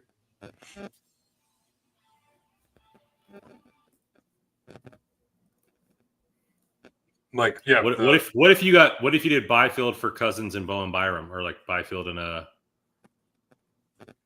Byfield and a pick for Cousins and Bowen Byram? See, I don't know if people would even do Byram and Cousins, to be honest with you. Byram's been kind of on and off since he got traded over there. And I don't know if maybe it's I don't know. Because he's playing behind Power and Darlene. Yeah, I don't know.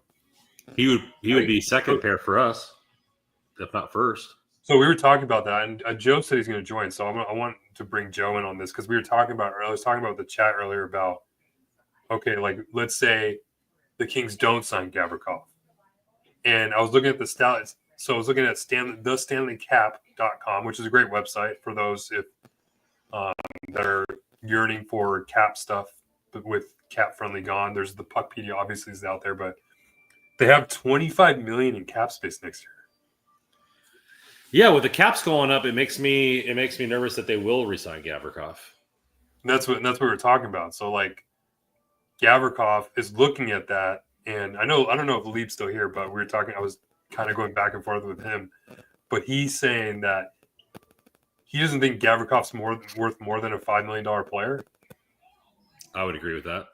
With the cap the way it is now, so probably if it goes up $6.5 million, like what he's making. Yeah, I think he could get 7 somewhere. So, would you be willing to pay Gavrikov $7 million? No. Yeah. Okay. Well, so let's say you don't. So I would save the money. I would extend Kempe now. I think he's still have 2 more years left. No. Yeah, I don't care. Extend him now before, because 3 years from now, the cap space is going up $25 million. Hold on, I think from right now, right? 1 or 2 more years. Kempe has after next year. Yeah, so extend him now. Okay, so you can extend him. Yeah, he still has 1 more year, but so I'm talking about the immediately for next year because you have $25 million next year to spend, and Kempe's already on the books. So you don't have to worry about that. So what? Because you can extend him right before his contract's over, and just add the years to it. Extend him July 1st. I think you can. Because I know in football you can extend before the contract's over. I'm pretty sure you can. I think they can extend July 1st. I'm not sure though. But okay, well let's. So that would be he's my number one priority. Like I don't want him to get to another year and then you don't want him to get goes up again. Because the more and more people sign, then like you're gonna have that. So I would probably do that. And what do you think his would cost? He's a $10 million player. Man. Because he'll be what age? He'll be what age? And the salary caps can be like $106 million. Like we're talking about $9.5 million jump next year. I mean, when Kempe's need a new contract, it's gonna be even more. That's what I'm saying though. Like, if I'm in Kempe's camp, I probably would wait. But he's coming off a straight 41, 28, and he's got 24 this year, but he's got a hell of a lot more on pace for assists. He's 28, so after next year he'll be 29. Does he still get an 8-year deal? was having trouble with this earlier. Let's see if it works now with this. My stream off. I turned my stream off for a second. Here we go.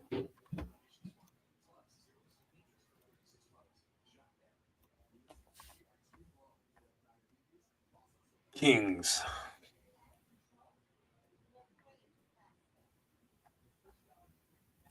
Yeah, Kempe has so 1 year left, $5.5 million. Yeah, he's 28, so he'll be 30 when the new contract starts. So 6. The Kings are projected to have. So 6 by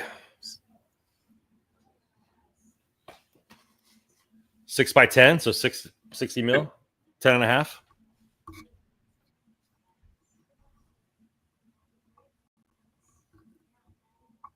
$6 year by 8. I think he's getting way more than 8. I think he's probably a 9.5, 10 to 10.5. Especially if right now he's on pace for a point per game. So if he gets over 80 points, he leads the team in points this year. It's tough. It'll be interesting because I feel like a lot of people are going to base it off of what Rantanen and Marner are going to get. Because I think a lot of it's going to be based off cap. It's going to be the cap percentage. And I don't know if 9.5, 10. I mean, I'm cool with it. Just give him whatever he wants, to be honest. I mean, but what do you think the year? Because he'll be 30 at the start of the contract. I think people threw out 7 years. I'm cool with that. I mean, probably doing 8, right? If you're Kempe, you're trying to. You're going to say, what's the difference between me being 37 and 38? Yeah. Or he goes, I'll take a 5-year deal, but I want 11.5 instead of 10 or 12. Yeah, that too, huh? Which, I mean, to be honest, you give him a 5-year deal at 11.5, and the way the cap's going, I mean, that's not terrible. I'd be probably a little bit more worried paying him $9 or $10 million when he's 37, 38. Yeah, because 35 with like how he plays with his speed, like he still project him to be a decent skater. You know, Like thinking like a Jeff Carter type, right? A guy. I mean, but he started to kind of lose it a little bit toward the end. Yeah, when does Drew come off the books? How many more years does he have? I have to scroll over pretty far. 2 more years after this year. There you go.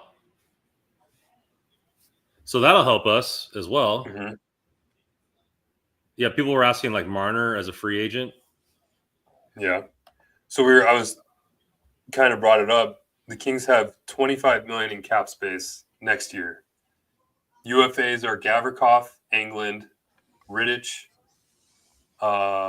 Lewis, and Jeannot. No. So all players that are all easily replaceable, right? Like besides maybe Gavrikov, but all pretty easily replaceable players. So let's say you don't re-sign Gavrikov. So you have just $25 million in money to play with, according to this right here. Would you rather spend $15 million and try to sign like a Marner or Rantanen? Or would you rather spend $7-8 million or say that amount of money on like a Brock Besser and a Marcus Pettersson or Jacob Chychrun type player? I think the Kings need star power. That's kind of what I think a lot of people in the chat kind of mentioned that because with Kopitar going out, we're not going to have we're going to have him as a number 1 center for 1 more year. You would think. Yeah. You know. Yeah. When is McDavid up? Can we just throw him $21 million at him? McDavid's not going to leave. Let's see. Free agents. I'm looking at Rantanen, Marner, Besser, Ehlers. I like Nikolai Ehlers. I do too. Yeah, he won't be 14 million. He'll probably be what Adrian Kempe would get. Sam Bennett. Another I'd go interesting there. name. Yeah. I mean, we're talking about scoring though. I don't know if Sam Bennett necessarily brings that, but he's an all-around player. Ehlers. Doesn't he play center too, or is he only a winger? I believe he plays center. Because if he plays center, that would help. Kings do need to find a number one center somehow.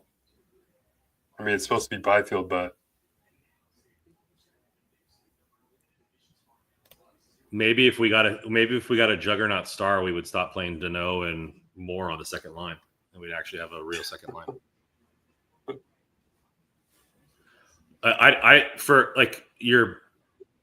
What we talked about last game though is like, or last podcast is, does it really even matter with our philosophy? Like, is Marner a point per game player on the Kings, or is he a 50-point player on the Kings? I don't think he's a point per game player, but I think he's definitely he'll produce. Like, I think he still has that elite level talent to where he'd be able to produce in any type of system. Like even Fiala, he was a point per game player, but even the first couple of years, he still was 70 plus points. Yeah. Which wasn't obviously it's a downgrade, but I don't think it's that much of a issue. When he those first couple of years, we were fine. I was fine with his production. I thought he was good. This is really the first year that he's really had a downturn in scoring. What is he on pace for? Points. He's got goals. He's just not. Oh, look who we got here. Yes. The third member of our triumvirate is here. Let's get it. We are the three best friends that anyone could have. What's up, man? You just joined us for we've been talking about one of the questions I asked the chat earlier in the game. Do you want to sign Gavrikov? You're the GM of the Kings. It's your dreams come true. You've inherited the roster of your dreams. You have the option of re-signing Gavrikov, and he's asking $7.5 million for 5 years. Or the Kings have, so according to this, they have $25 million in cap space. Do you re-sign Gavrikov, or do you kind of look and use that money? What would you do with all that money? So it's funny you asked that today, the day after Marcus Pettersson's traded. As you guys know, I'm a big fan of his. I would have been very interested in taking a shot, as I'm sure other teams were. But now that he's with Vancouver, I can see them trying to extend him. Listen, with the cap going up, that $7.5 million that you mentioned, because we've been talking right around that number for a while now with Gavrikov. But as the cap goes up, that if it is that number, that's way less of a concern. Or B, will that 7.5 turn into 8.5, type of thing? Will he and his agent want more? My concern is I don't know how this defense type ages. So that's my concern. I would rather not, frankly, based on what you've given me. I would rather try to find and look elsewhere. Offhand, like I said, I know at least at the moment, Pettersson is still on track to be an unrestricted free agent. Jacob Chikrin has not signed in Washington yet. Both guys I like better than Gavrikov. So I would, and listen, I would roll the dice and try to redo it. I mean, again, if you're giving me my dream scenario and I'm the GM of the Kings, I'm going to try to reshape how they play and things like that. So that's maybe a different discussion. So Gavrikov may not fit as much into that. So I mean, again, he's having a great year. He's going to get a contract that he earns, but I don't know if I want to be the one to give it to him. Okay, let's say you don't sign him. Yep. What are you using them? What are you looking for in terms of free agency to upgrade the team? Yeah. So first of all, again, as you guys are aware, I very much believe that, in order to have a good offensive team, I think that starts from the back end. That doesn't necessarily mean that you need a bunch of, Erik Karlssons. as I've explained before, you need to have guys that are at least competent with getting pucks up and out of your zone efficiently, in transition, things like that. If they add points, great. But I want guys that can be in transition. Off the top of my head, I haven't looked at the free agent list in a while. I mentioned 2 in Pedersen and Chychrun. I believe Mike Matheson is a free agent. I've always been a fan of his from Montreal. He's a free agent? Double check that, Russ. I want to say he had 1 year left on his deal. Okay. Maybe I'm wrong in that, but I thought he was an unrestricted free agent. There's an intriguing one. I'd have to look it up. And if you have it handy, if you want to go to Minnesota also, see what Matheson's contract is. He's got 1 more year. Okay. He's got 1 more year. Sorry. Go to Minnesota. Minnesota? Yeah. There's a defenseman on this team, and I don't know his contract situation. Declan Chisholm. He's an RFA. Okay. So, yeah, that's a little trickier. So, I mean, the other team that I, have talked about often, they have a glutton of left defensemen, is Buffalo. Now, I don't think Dahlin's going anywhere. I don't think Owen Power is going anywhere. But Bo Byram has found his name in the trade talks. Now, a lot of that has to do with, if you're potentially getting Erik Karlsson, then Byram becomes available. Ryan Johnson is still in Rochester. So there's a lot of left D there that perhaps I could call on. So, I mean, I'm going to try to get a little creative and try to find guys that are just much more my style, if you will, of defensemen that can be a little bit better with the puck and try to get me up and out of my zone a little bit better than what the Kings currently kind of operate with. But I don't have the list of free agents. If you have free agents, I'm, handy. I'd have to pull it up, which I can do, of course, but. Yeah, so like signing I think we're probably all in agreement that we'd love them to see them sign a Pedersen or a Chychrun or like that type of player if you're not going to extend Gavrikov. Yes. Right? Yes, which, listen, I don't know that the Kings, we've talked about this for a couple of off seasons now. Might be lagging a little bit. You lagged for a second, but you're good now. We've talked about this for a couple of off seasons, though. They don't think the same way we do. So, just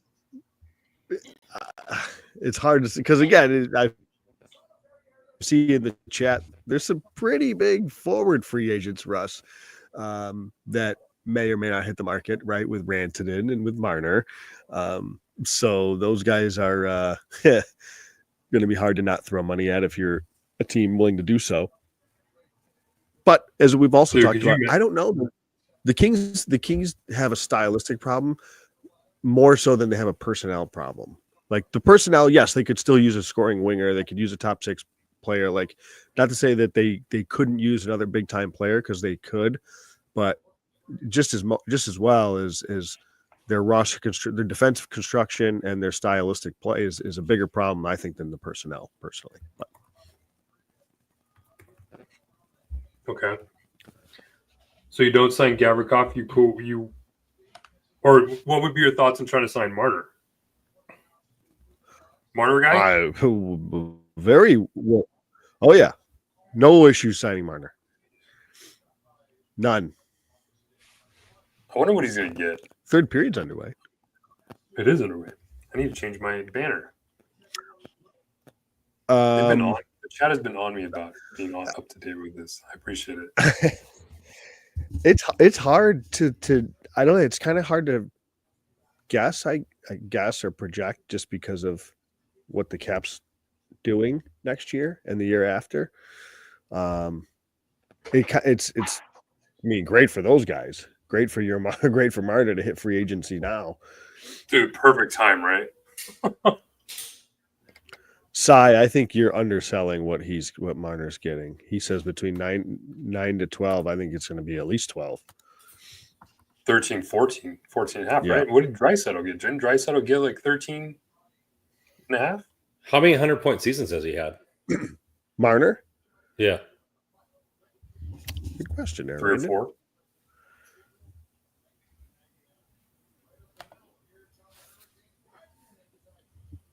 And I think I talked about this earlier. I think Marner gets a bad rap in Toronto.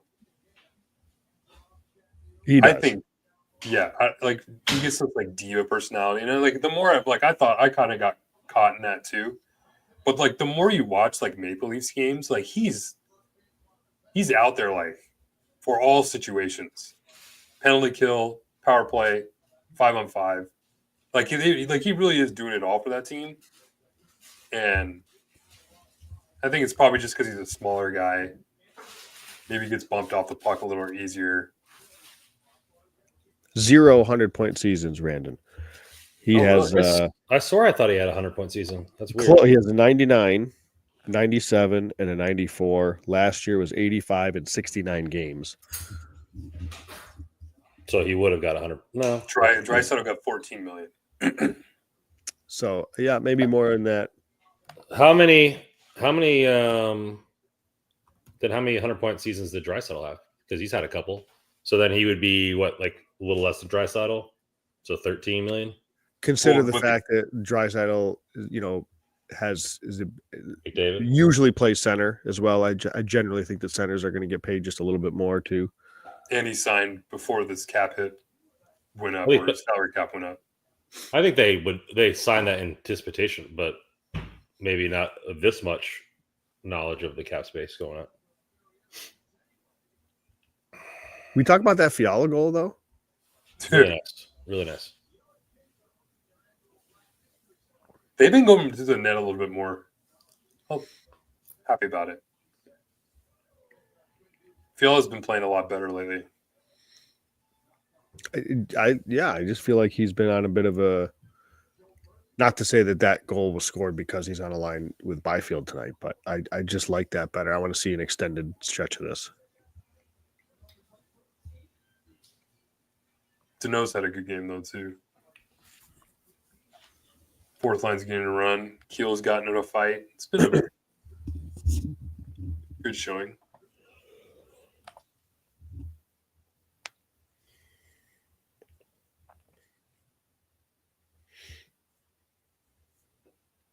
You see Clark's penalty? So I did not. I've been in and out throughout this one, and I didn't see the penalty. I saw some comments on Twitter about it, but I haven't seen it. Has he seen the ice since? Or Yeah.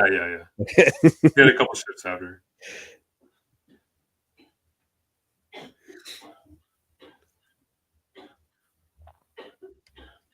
Oh man, these icings, man, hate them.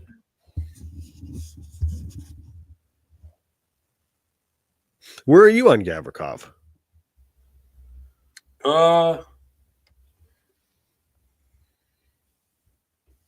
I'm not opposed to it.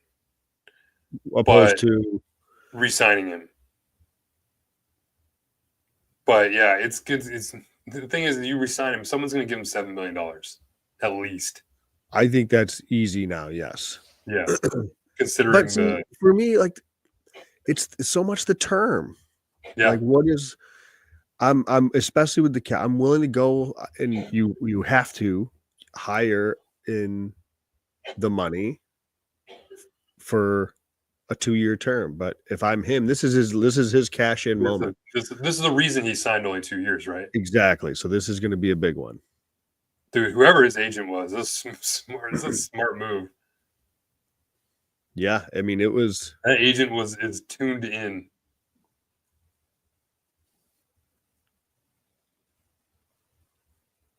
But yeah, I'd be cool with them not re-signing Gavrikov. We got a little break there. Caught a break.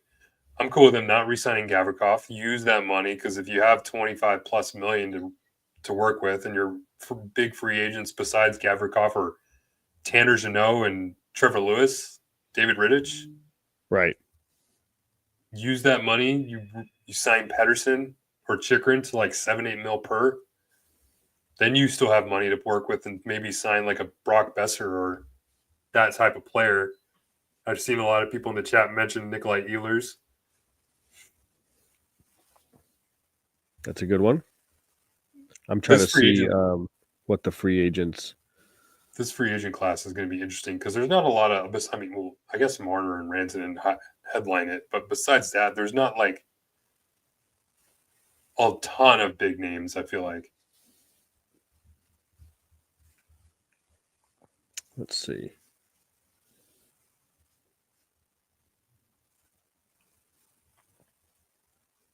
See if there's a name in here, Russ, that other than the ones that you've mentioned that piqued my interest. Sam Bennett's an interesting one.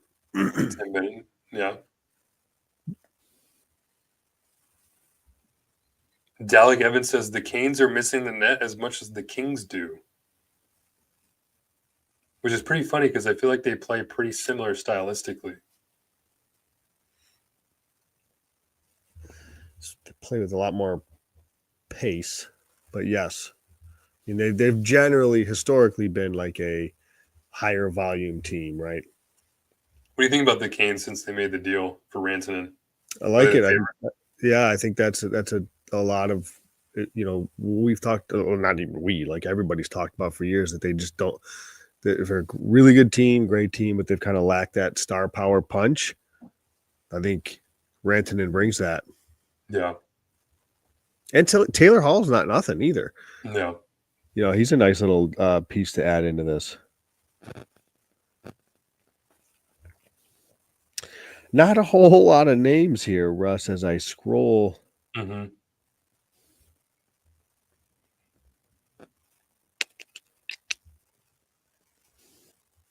Someone's going to overpay Brock Besser. Someone's going to overpay Ehlers.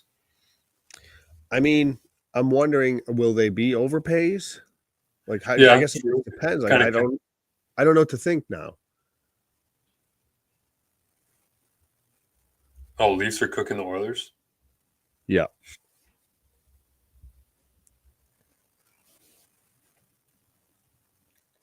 Tell you what, though, that Declan Chisholm he's intriguing. Oh. And, what a shot. Oh, my God. That's a great shot. Eric Robertson? We were talking about him earlier.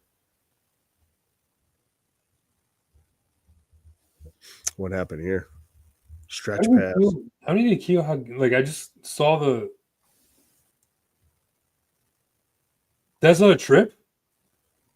Ooh.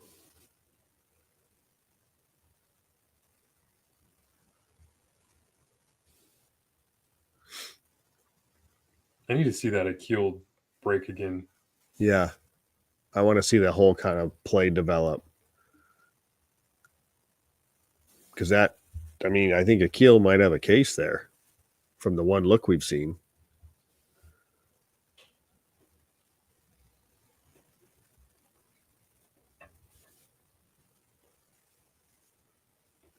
That was weak. All right, well, got a game. It would be very. Oh no! Oh no! Did that go in?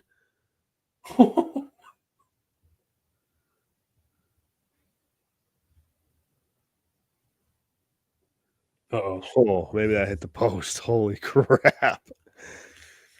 Let's say it'd be. Oh my God, Gavrikov. Whew. It'd be very Kings. Like it would sum up the Kings like stretch if they score 3 goals and then find a way to lose this game, like 4-3 or something. Lose a 2-goal lead in the third period. Yeah, that would really that would be rock bottom for this particular stretch, I would think. Nice little play there by the Canes, though. Again, that's what I've talked about a lot. A little bit more passing, less just shooting for the sake of shooting. That was a little nice passing play. Doughty's been rough again. Yeah, who what I was listening to, it might have been 32 Thoughts. Yeah, I love Alex Friedman, and it was probably just because he's Canadian, but like they were talking about, they said like, if Drew Doughty's going to play like this, he's a shoo-in for Canada. I'm like, he played a lot of minutes, but I don't know that he's, He's been good. Played great. And I don't I'm totally fine with it. Like he has to it's gonna take him time to get in it. I'm not sweating Drew Doughty at all, but let's not, go out of our way to Just because the minutes are there doesn't mean yeah. He'll get there. I'm not worried about it. He's got till April. I don't care about the Four Nations for him, obviously. I want him for the Kings, but Stars are looking to extend CC and Granlund. Oh, so we haven't talked about that trade. Excuse me? First round pick for Cody CC and Mikael Granlund. You cool with that? As a team that might face Dallas in playoffs, I love it. I mean, I think Granlund is useful. Like I think he can be serviceable. Right? And you put him in the right spot with the right line mates. Like there could be. Oh, hang on. Let's pause that conversation. I want to see this. I don't like that view. Can I get something a little closer? He's highlighting Brant Clark. Of course he is.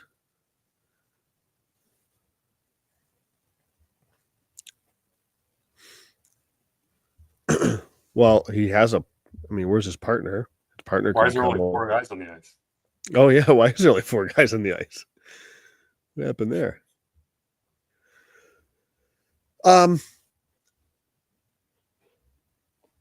So no, I mean, you look at the right side of that defense group of Lyubushkin and Dumba and Cody Ceci is horrible. This is a team that is a potential cup contender, dare I say. That is not nearly good enough. And I gotta think, as much as I think Granlund can be a fine depth piece, I have to imagine a first round pick could be better served than that. I don't like it. I mean, I'm sure as long as if CC's playing third pair minutes, it's like not. I mean, I don't know. I guess that's okay, but it's not as if you got 2 good right shot defensemen ahead of him in Dumba. I didn't watch any Oilers playoff series the last few years.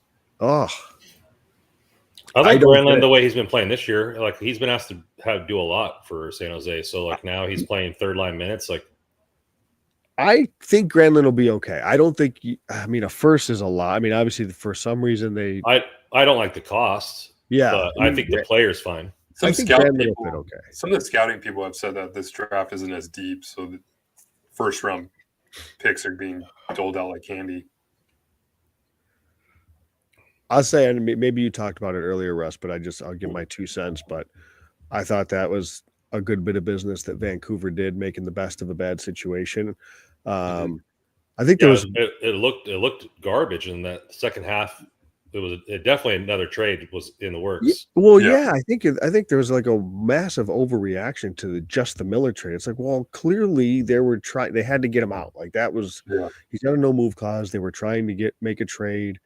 Like there's no way they're done. This is a team that's knocking on playoffs door. They're not going to just be done. There's more coming. And then sure enough, that night they turn around and trade the Rangers first for Pettersson. So I think that's really well done. And I also think that people are just way overlooking Philip Hedl. I think he's a really good player. And that's not to say he's going to have, bring the production and the style of play that JT Miller did, but this is not they have a NHL player, like a second line player in Philip Hedl that they got back in this deal. So I don't think it's I don't know a lot about the defenseman, but I know there's some people that like the defenseman they got too. Mancini.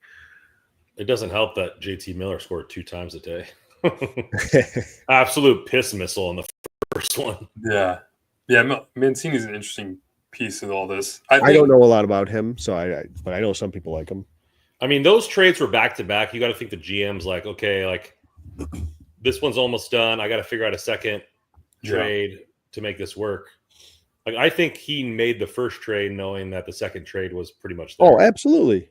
Yeah, I think you're right. They used the pick. Yep, no question. And I think too that Vancouver didn't make this move without preliminary discussions of an extension already. I feel like for Pettersson. I feel like most of these deals that have gone down like that, there's already been like we saw it with Hannafin with Vegas a couple years ago. They made that deadline move. He was UFA, and he got re-signed like in a week. Yeah, which really sucks because I like him.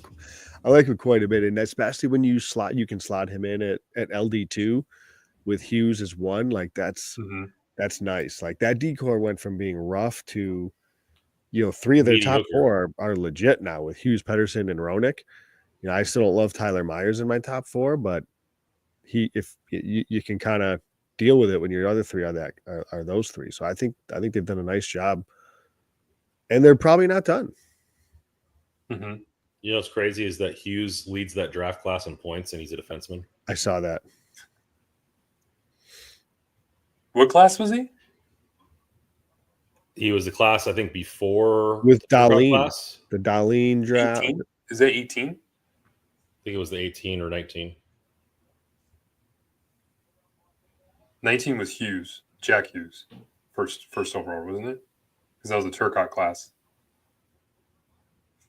Then maybe 18. Do you think he's the best Hughes brother? I think Jack is. But that's not a slight. That man's not a slight at Quinn. Yeah, it's small margins here. What about Are they both playing? Are they both playing for the U.S. team in the Four Nations? Yes, Jack and Quinn. Yeah. Konechny's a free agent, he said? Yeah. We need a righty. Ooh, 27 years old. And he's been linked to the Niners for a while. Or not Niners, Kings. I've been so much Kings or Niners talk in my Twitter lately too. Oh, Shea Theodore's a free agent. I'm interested in him. Right. Well, he's a lefty. Oh. I doubt Vegas lets him go. You got some big contracts. They got some big contracts. Yeah, they do. Oh, I mean, if Pedersen were to make it, you've got Pedersen, Theodore, Chikrin. Again, all 3 of those guys could be re-signed by then, but potentially if those 3 guys are free agents, yes, please. I mean, they'll extend Trevor Lewis for 2 or 3 mil, but we still got some space. Tofu Tomo said Luke Hughes is Cooper Manning. Luke Hughes he's good. Are we behind? We're way behind. Are we? Why? What happened? Yeah, apparently, Fiala scored. Ooh. There we go. Oh, Kevin's on fire today. That's what I'm talking about. I'm just so sick of Kevin Fiala hate. It's like he's clearly the best, like from a talent standpoint, he's so good. I really get annoyed with feeling it today. Yeah, I get so annoyed with it. He's one of the few game breakers, and people are gonna crap on him because of the team he plays on. But people crapped on Kempe because he was so streaky earlier in his career, and I feel like it's the same. Like you'll get those hot streaks for Kevin where what is Joel Edmondson doing on that play? God Almighty! There was another one where he did that earlier in the game on a penalty kill, and he just laid there, and it wasn't even in the passing lane, and but I think Fiala gets more of a bad rap because of the guy he was dealt with for. That's why. I mean, I guess if I feel Faber wasn't good, then nobody would be talking about it. I think I'm talking specifically about it seems like LA fans that are so down on Fiala, and I just think it's because they have been pumped this, defense first, all this stuff for so many years that they see a player like this and oh, sweet Jesus, we can't have that. Yet in the same breath, they love Clark. It's like Fiala's Clark on them. It's just let the kid friggin' play. I don't mind that. You're too many passes today. Let's just shoot the puck there. But Trev scored. Kevin Fiala with 2. Deneau with 1.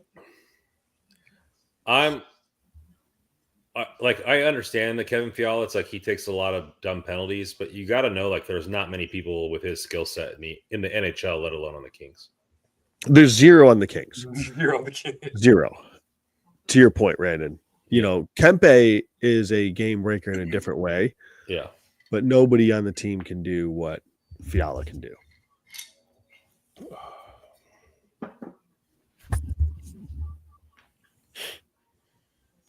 I felt like they would come in like on fire today. Well, especially once I saw the evidently Carolina's dealing with a lot of guys that are sick. I felt exactly what the Kings needed. Felt good about this one. Svechnikov's not even playing. Yeah, felt good about this one. Whoever the inside man was in Carolina giving the Hurricanes the flu. Tip of the cap to you, my man. It goes without saying that they needed, this game isn't over obviously, but they certainly needed this performance, and they needed these 2 points. So we were talking for a little bit. What do you think Kempe gets? I think they should extend him this summer. Oh man. You know, we talked about that when he signed that, you know, they were, this is even before the cap was going to like skyrocketing, that you know, if they could have bought a few extra guys or a few extra years in that deal and paid him a little bit more up front, because, you know, this was going to be a $9 million deal. I thought at the time he's probably double digits. Yeah, I said it's either going to be like a 7 by 10 and a half, or it's going to be like a 5 by 11 and a half, something like that. Yeah. And what's he, 28? He'll be 30 when the contract starts. Okay. So yeah, he's probably going to prefer the term. Yeah. I think you're looking at like a 70, $80 million deal. Yeah.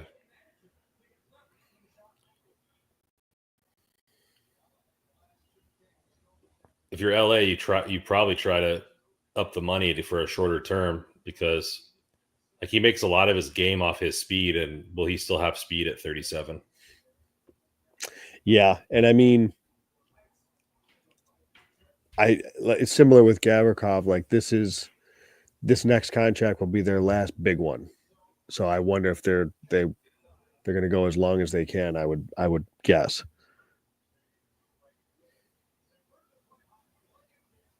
I guess it also depends on what Kempe thinks he wants to play. What do you mean?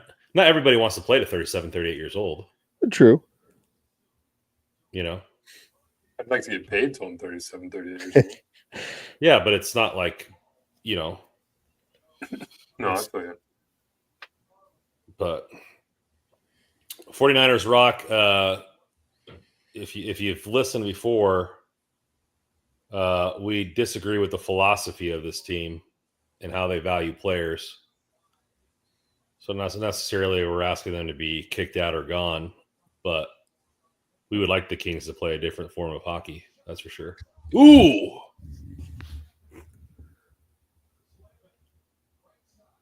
What? I'm way behind you guys, but holy cow. You're talking about that shot? Yeah, like off the corner. It bounced right back to him. The Kings have caught a couple of breaks. Maybe things are starting to go their way now. There's a couple, yeah. There's a few breaks they've caught. Rantanen's so good. I have a buddy who's it was an outside off the net. I have a buddy who's an Avalanche fan who's just sick. Even with Nate just being good, he's just hurting. Yeah, that's tough. 49ers rock. Appreciate the subscribe, buddy. Thank you. Yeah, thank you, 49ers rock. And to answer your question earlier, I saw 49ers rock. Like Randon said, you know, what do we think of Rob and Luke, Blake and Luke? Obviously, as I think separating the fact that they're Kings, you know, legends as players, it's hard to like the direction of the team and the way that they play. I think it's, as Randon said, it's not exactly a modern style of play. We think there's definitely a ceiling to this style of play. So, you know, if that is because of the way that they want to build their roster, which I have to imagine it is, I mean, there's your answer.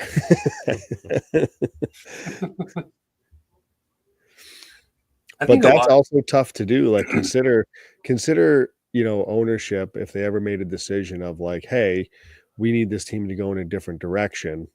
We want this team to go in a different direction because we either miss playoffs this year or we lose to the Oilers or lose in the first round again, and it's all the same stuff and yada yada. So figure you're a new GM that comes in, and I don't know if maybe by then they've extended Gavrikov, but you've also got Joel Edmondson for 3 more years. Like you're kind of stuck with a couple of your defense spots, and that's a lot of where this game is played now is from your back end. And so I mean, it would be a year if they wanted to, and it doesn't go like they want this year, and AEG decides to move on. I mean, it would be a perfect year to do so with the cap going up. It gives the new GM more freedom to do whatever he would want with the team. I think they're on the Kopitar timeline. Yeah. I think they're just giving 1 more year. I think they're going to get 1 more year no matter what happens this year, to be honest with you. Even if they miss playoffs? I do. Yeah. I can't argue that. I mean, there's right? really isn't like a what reason would make you think that they would be gone? You would have thought that would happen last year. Yeah. Because the reason it fits so well last year was, you had the opportunity to go in a different direction. So you had guys that were free agents, right? You had, Lewis as a free agent. You had Gavrikov as a free agent. You had,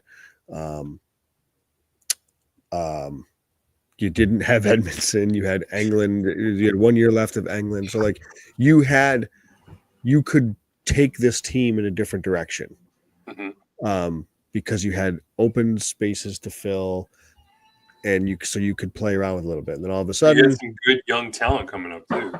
Yeah. But then, they inked I guess the Gavrikov one was the year before, but even still easier piece to move if they wanted to with 1 year left on his deal before they could have moved Gavrikov in the summer if they had a new regime come in and wanted to change some things around. But, now, like I said, it gets a little trickier in some ways, but Tyrannon's point with the cap going up, that helps him a little bit. If it does that. But yeah, I guess I don't know. I mean, because I still think they make playoffs. I although it's really tight now. Like it's a legit race with them, Vancouver and Calgary. And Calgary definitely got better. I don't know if 13th defenseman ever to reach 900 points, Brent Burns. Nice.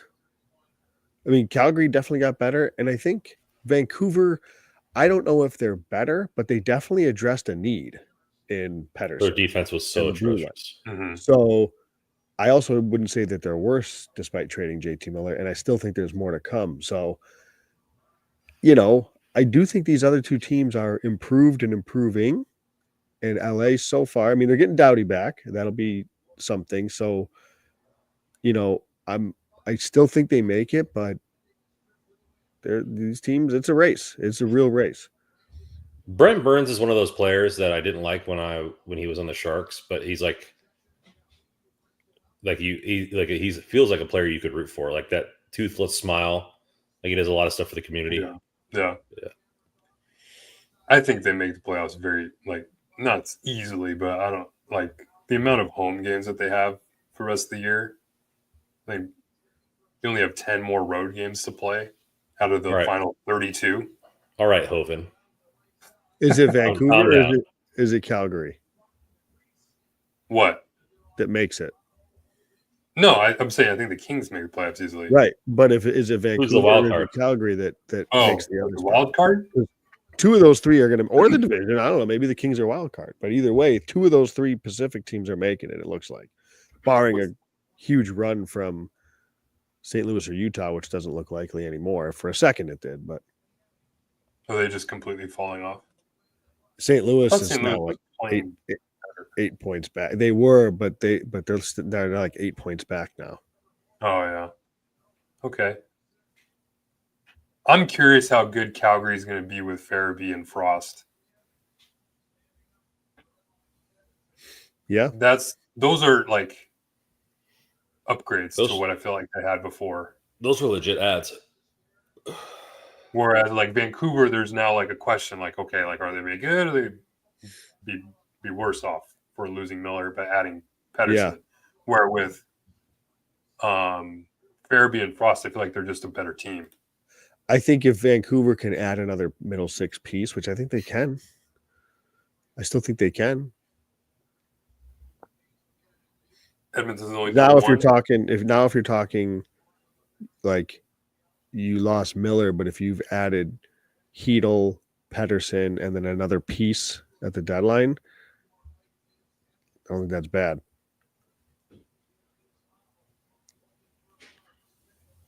Pulled the goalie.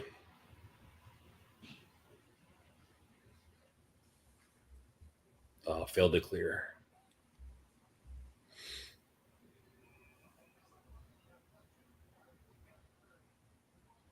Come on, Gav. Come on, Byfield. No, I went off of him. Yeah, that clearly went off of him.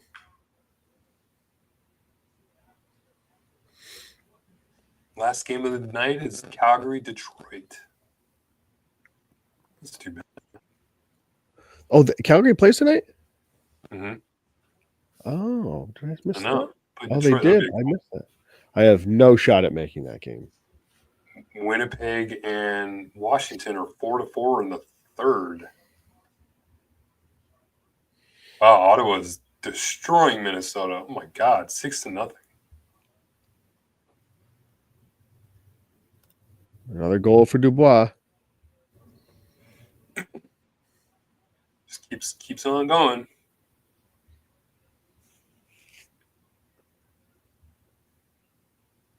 Is Fiala out there? No, but Trevor Lewis is. The closer. This is unbelievable. I'm watching. Rick Vaughn. Except for Rick Vaughn threw 100 miles an hour. I mean, Trevor Lewis is 100 years old.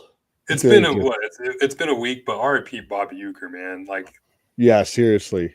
So that day I watched Major League 3, which I feel is more like that's where they just let him go all out. Like he's going back and forth with another announcer, and they have this like tiff where he's just. I thought Bob Uecker was hilarious in that one, but I mean, in all the movies he's great. They're so good. Yeah, so I'd have to go back and watch 3 because I just remember it being so bad that I don't even remember. Yeah, it was just kind of like I don't know if it was straight to VHS or whatever at the time. Not even in theaters, but Bob Uecker's hilarious in that one. So funny. They're playing a game in the was it Superdome that the Twins used to play in? Yeah. The Superdome? No, Metrodome. The Metrodome. And they hit like a fly ball, and Euchre's like, "Oh, the wind's getting a hold of that one." I remember that. It's so funny.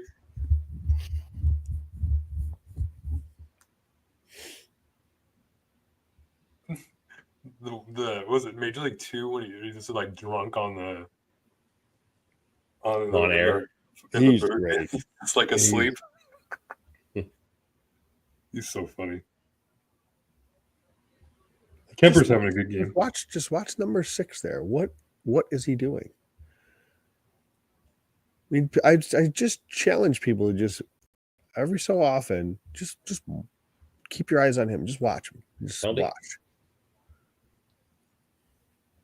Is that on? Did LA take a penalty? Kings? I don't know. They went to a playoff pitcher. they're like penalty and then playoff pitcher. At least it's a 2-goal. Sai says, power play Canes. It's a 2-goal lead. We'll see.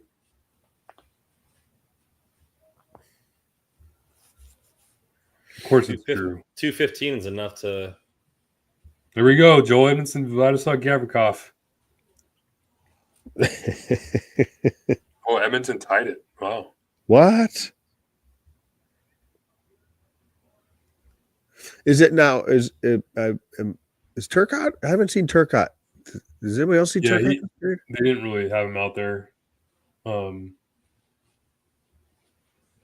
have a reason. No. Okay. Yeah, they just need Trevor Lewis on the ice. Tanner Jeannot was getting shifts in the first line. Good. Well, that's a penalty. Yeah, it is.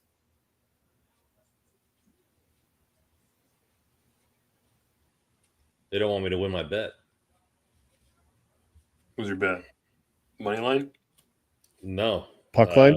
With Joe. They're Oh yeah. They're sitting Turcotte to spite me. Man, it was looking so good. The Clark too. Clark bet was in the bag after the first month. Like I was almost like, shoot, I gotta maybe change these bold predictions if I can't be winning 2 in a row. How bold can they be? Then again, Trevor Moore might not score 10 this year, and Clark looked like he was going to have like 60 assists. Can't have that. Yeah. What are assists? Do they even matter? Assists aren't really assists. There you go, Edmondson. It was on the ground again. Shocking, but that was actually, at least he cleared it this time. Why is he always on the ground?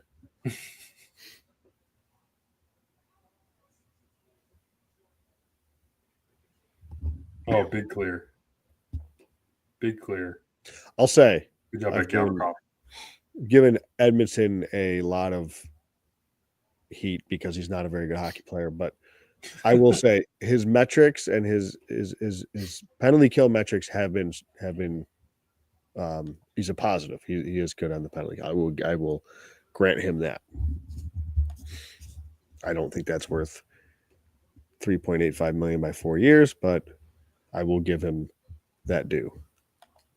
You had to work it into the life. he challenges the puck carrier pretty well. Like his ability to kind of cut off on the penalty kill, at least. Yeah. Especially in this kind of aggressive strategy. Yeah, Turcotte's only played 9 minutes tonight.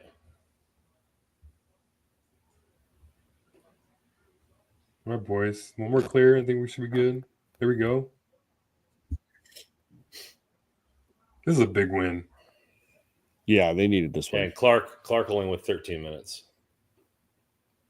Which is fine. Yeah, he's not playing it. He'll be back out at lineup when Edmonton's back. That's the thing is, like, Clark doesn't need to be playing 18, 19, 20 minutes a game. Just give him out there. You bite your tongue. 15 minutes, have him do his thing. Put him in specialty situations, ozone face-offs. Power play. He wasn't even on the power play today. It was Spence and Doughty. Which, I mean, is blasphemous. Yeah, they don't have enough good forwards to run a second unit with 3 forwards. With 4 forwards. Where you're running, Vogel's out in the second unit. Yeah, I mean, that's not necessary. Or Deneau, for that matter. Mm-hmm. Big win. Oh, my goodness. Looking a little brutal there for a while. Good win. Needed it. I felt like this was a big game. Good way to end the trip. End the trip. Better flight home.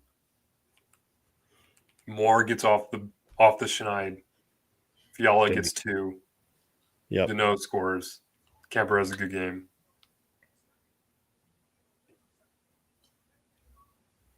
I want to know. I need to look up what the Kings' record with Clark, Doughty, and Spence in the lineup together. 1-0. 1-0 this season. It's undefeated. No, but now that's so. What do they got? What do they got next week when they get back home? Let's take a look.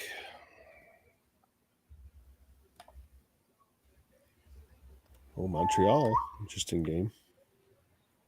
They have Montreal and then the Stars. Montreal, Dallas, Anaheim, Utah, Vegas. mean, there's some tough. I know they're home a lot, but Dallas at home, Utah's not going to be easy. Vegas, Vancouver, then at Dallas again. So they got the remaining schedule is 15th in the league, so it's not like it's super easy as far as the opponents. They played St. Louis 3 of the first 4 games. Tied it. Yeah, I thought that too, but it must have you lied to me. Came back or something. All right, boys. Well, I'm gonna get going and get some tacos and some margaritas. Nice, attaboy. See you, Randall. Yeah. Some birria. Yes, sir. I'm gonna watch this game that I'm at. All right, catch you guys. And thanks for the fans for being in here tonight. Did you do the ad read? No, I didn't. I'll do it. Thanks for reminding me. No problem. All right, catch you guys. See ya.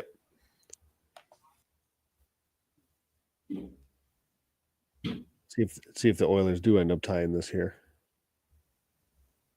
Oh.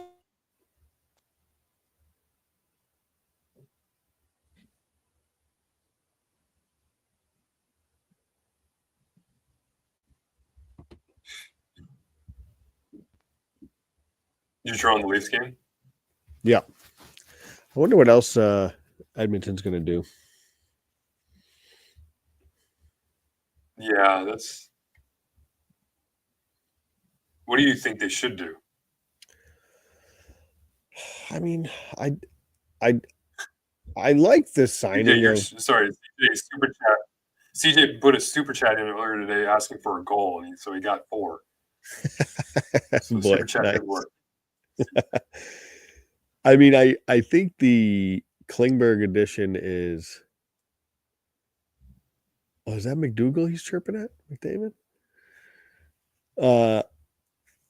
I think the signing of Klingberg is fine, and it buys them a little bit of time here to see what he's got to offer, to see like, okay, can he help, or do we have to still go out and look for a right shot D, which may be possible, which may still be. I think they could use another depth forward too. They can always use a depth forward somewhere. I would say it's much more of a depth piece, depth forward, depth defenseman. Okay. Derek Forbert. Sure.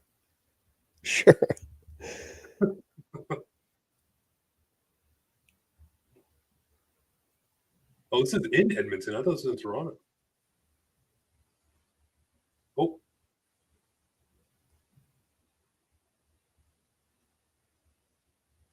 Oh. Perry thought they scored.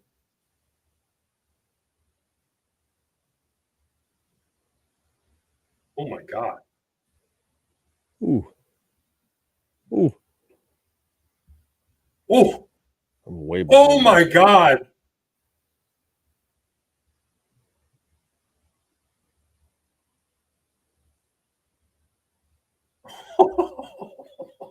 What is going on? Holy crap. That's a hell of an ending. See that pass by Draisaitl? Yes. Or that pass by McDavid across the ice? Holy hell. Yeah. Wow. That was crazy, and holy crow. What an ending. Perry put his hands up. He thought that went in. I know. I saw that. Wow. Oh, we got a glove on that at the end. Yeah. Oh my God, that was crazy. Wow, what a game. Can you read this draft? Ad read. All right, everybody. This ain't the little itty bitty teeny tiny bowl. This is the Super Bowl. Get in on the action at DraftKings Sportsbook, an official sports betting partner of Super Bowl 59. Scoring touchdowns is key to hoisting the Vince Lombardi Trophy, and you have a shot to score big by betting on them at DraftKings Sportsbook, the #1 place to bet touchdowns. New DraftKings customers can get $5 to get $200 in bonus bets instantly. Download the DraftKings Sportsbook app and use code THPN. That's code THPN for new customers to get $200 in bonus bets instantly when you bet just $5. Only on DraftKings Sportsbook. The crown is yours. Hell yeah. Nicely done. Joe, before I hop off here, before we part ways, do you have a choice of who you'd like to see win the Super Bowl? Kansas City. Easy. Easy for you. Yeah, it's very easy for me. I hate the Eagles. I hate the Eagles. And I have no issues with Kansas City. I was pulling for Kansas City against Buffalo. You also hate Buffalo. What's weird for me is I live in Buffalo country out here, but like I can get with the Sabres. Like I can root for the Sabres and hope that they do well. And for some reason, I don't want the Bills to win. I don't know what it is. I've just never been into the Bills at all and get thoroughly I get very happy when they find ways to not win games. So I got no issues. I know people are sick of the Chiefs and all that stuff. Doesn't bother me any. I love watching Mahomes play. He's fun to watch play. And and the fact that I absolutely hate the Eagles. So I'm pulling for the Chiefs. What about you? Yeah, it's funny because I'm a Charger fan. Yep. So I obviously hate the Chiefs. Yep. But I'm kind of with you in terms of like Eagles. Like they're not as close to my horizon of like divisional opponent. I live in California, but I know a lot of Eagles fans, and they are just as annoying as everyone kind of makes them out to be. So I'm kind of impartial, where it's like if the Chiefs lose, cool, it is what it is. Yeah. Eagles lose, cool. Then the Chiefs, like, and for me, like, even like when I first thought about it, I was like, man, just let the Chiefs win again. They've already won twice, even if they win 3 times in a row. Like, no narrative is going to change from them winning. They're already considered one of the greatest teams of all time. Yep. Maybe they could consider the greatest team of all time, but it is what it is. Eagles fans, I would just be happy to see you cry and be sad. So yeah, I totally agree. Yeah, part of me wants them to lose too. Agreed. All right, man. Well, hey, big win, right? Big win. Heading back home on a positive. Hopefully, get some more points before this break of the Four Nations, and then Dowdy gets better or more acclimated, and go from there. Trade deadline soon. Yep. So that should be exciting. Home stretch. That's a good way to end the road trip. I thought it was looking like they weren't going to get anything. So to get 2 points, 3 points out of 10, not good, but could have been worse. Better than 1. That's right, Joe. All right, buddy. Hey, thanks everybody who's hopped in the chat. You guys are awesome, like always. Yes. We'll look to do more of these going forward, but appreciate you guys. Hit the subscribe and follow button before heading out. Love y'all. See you, Joe. King.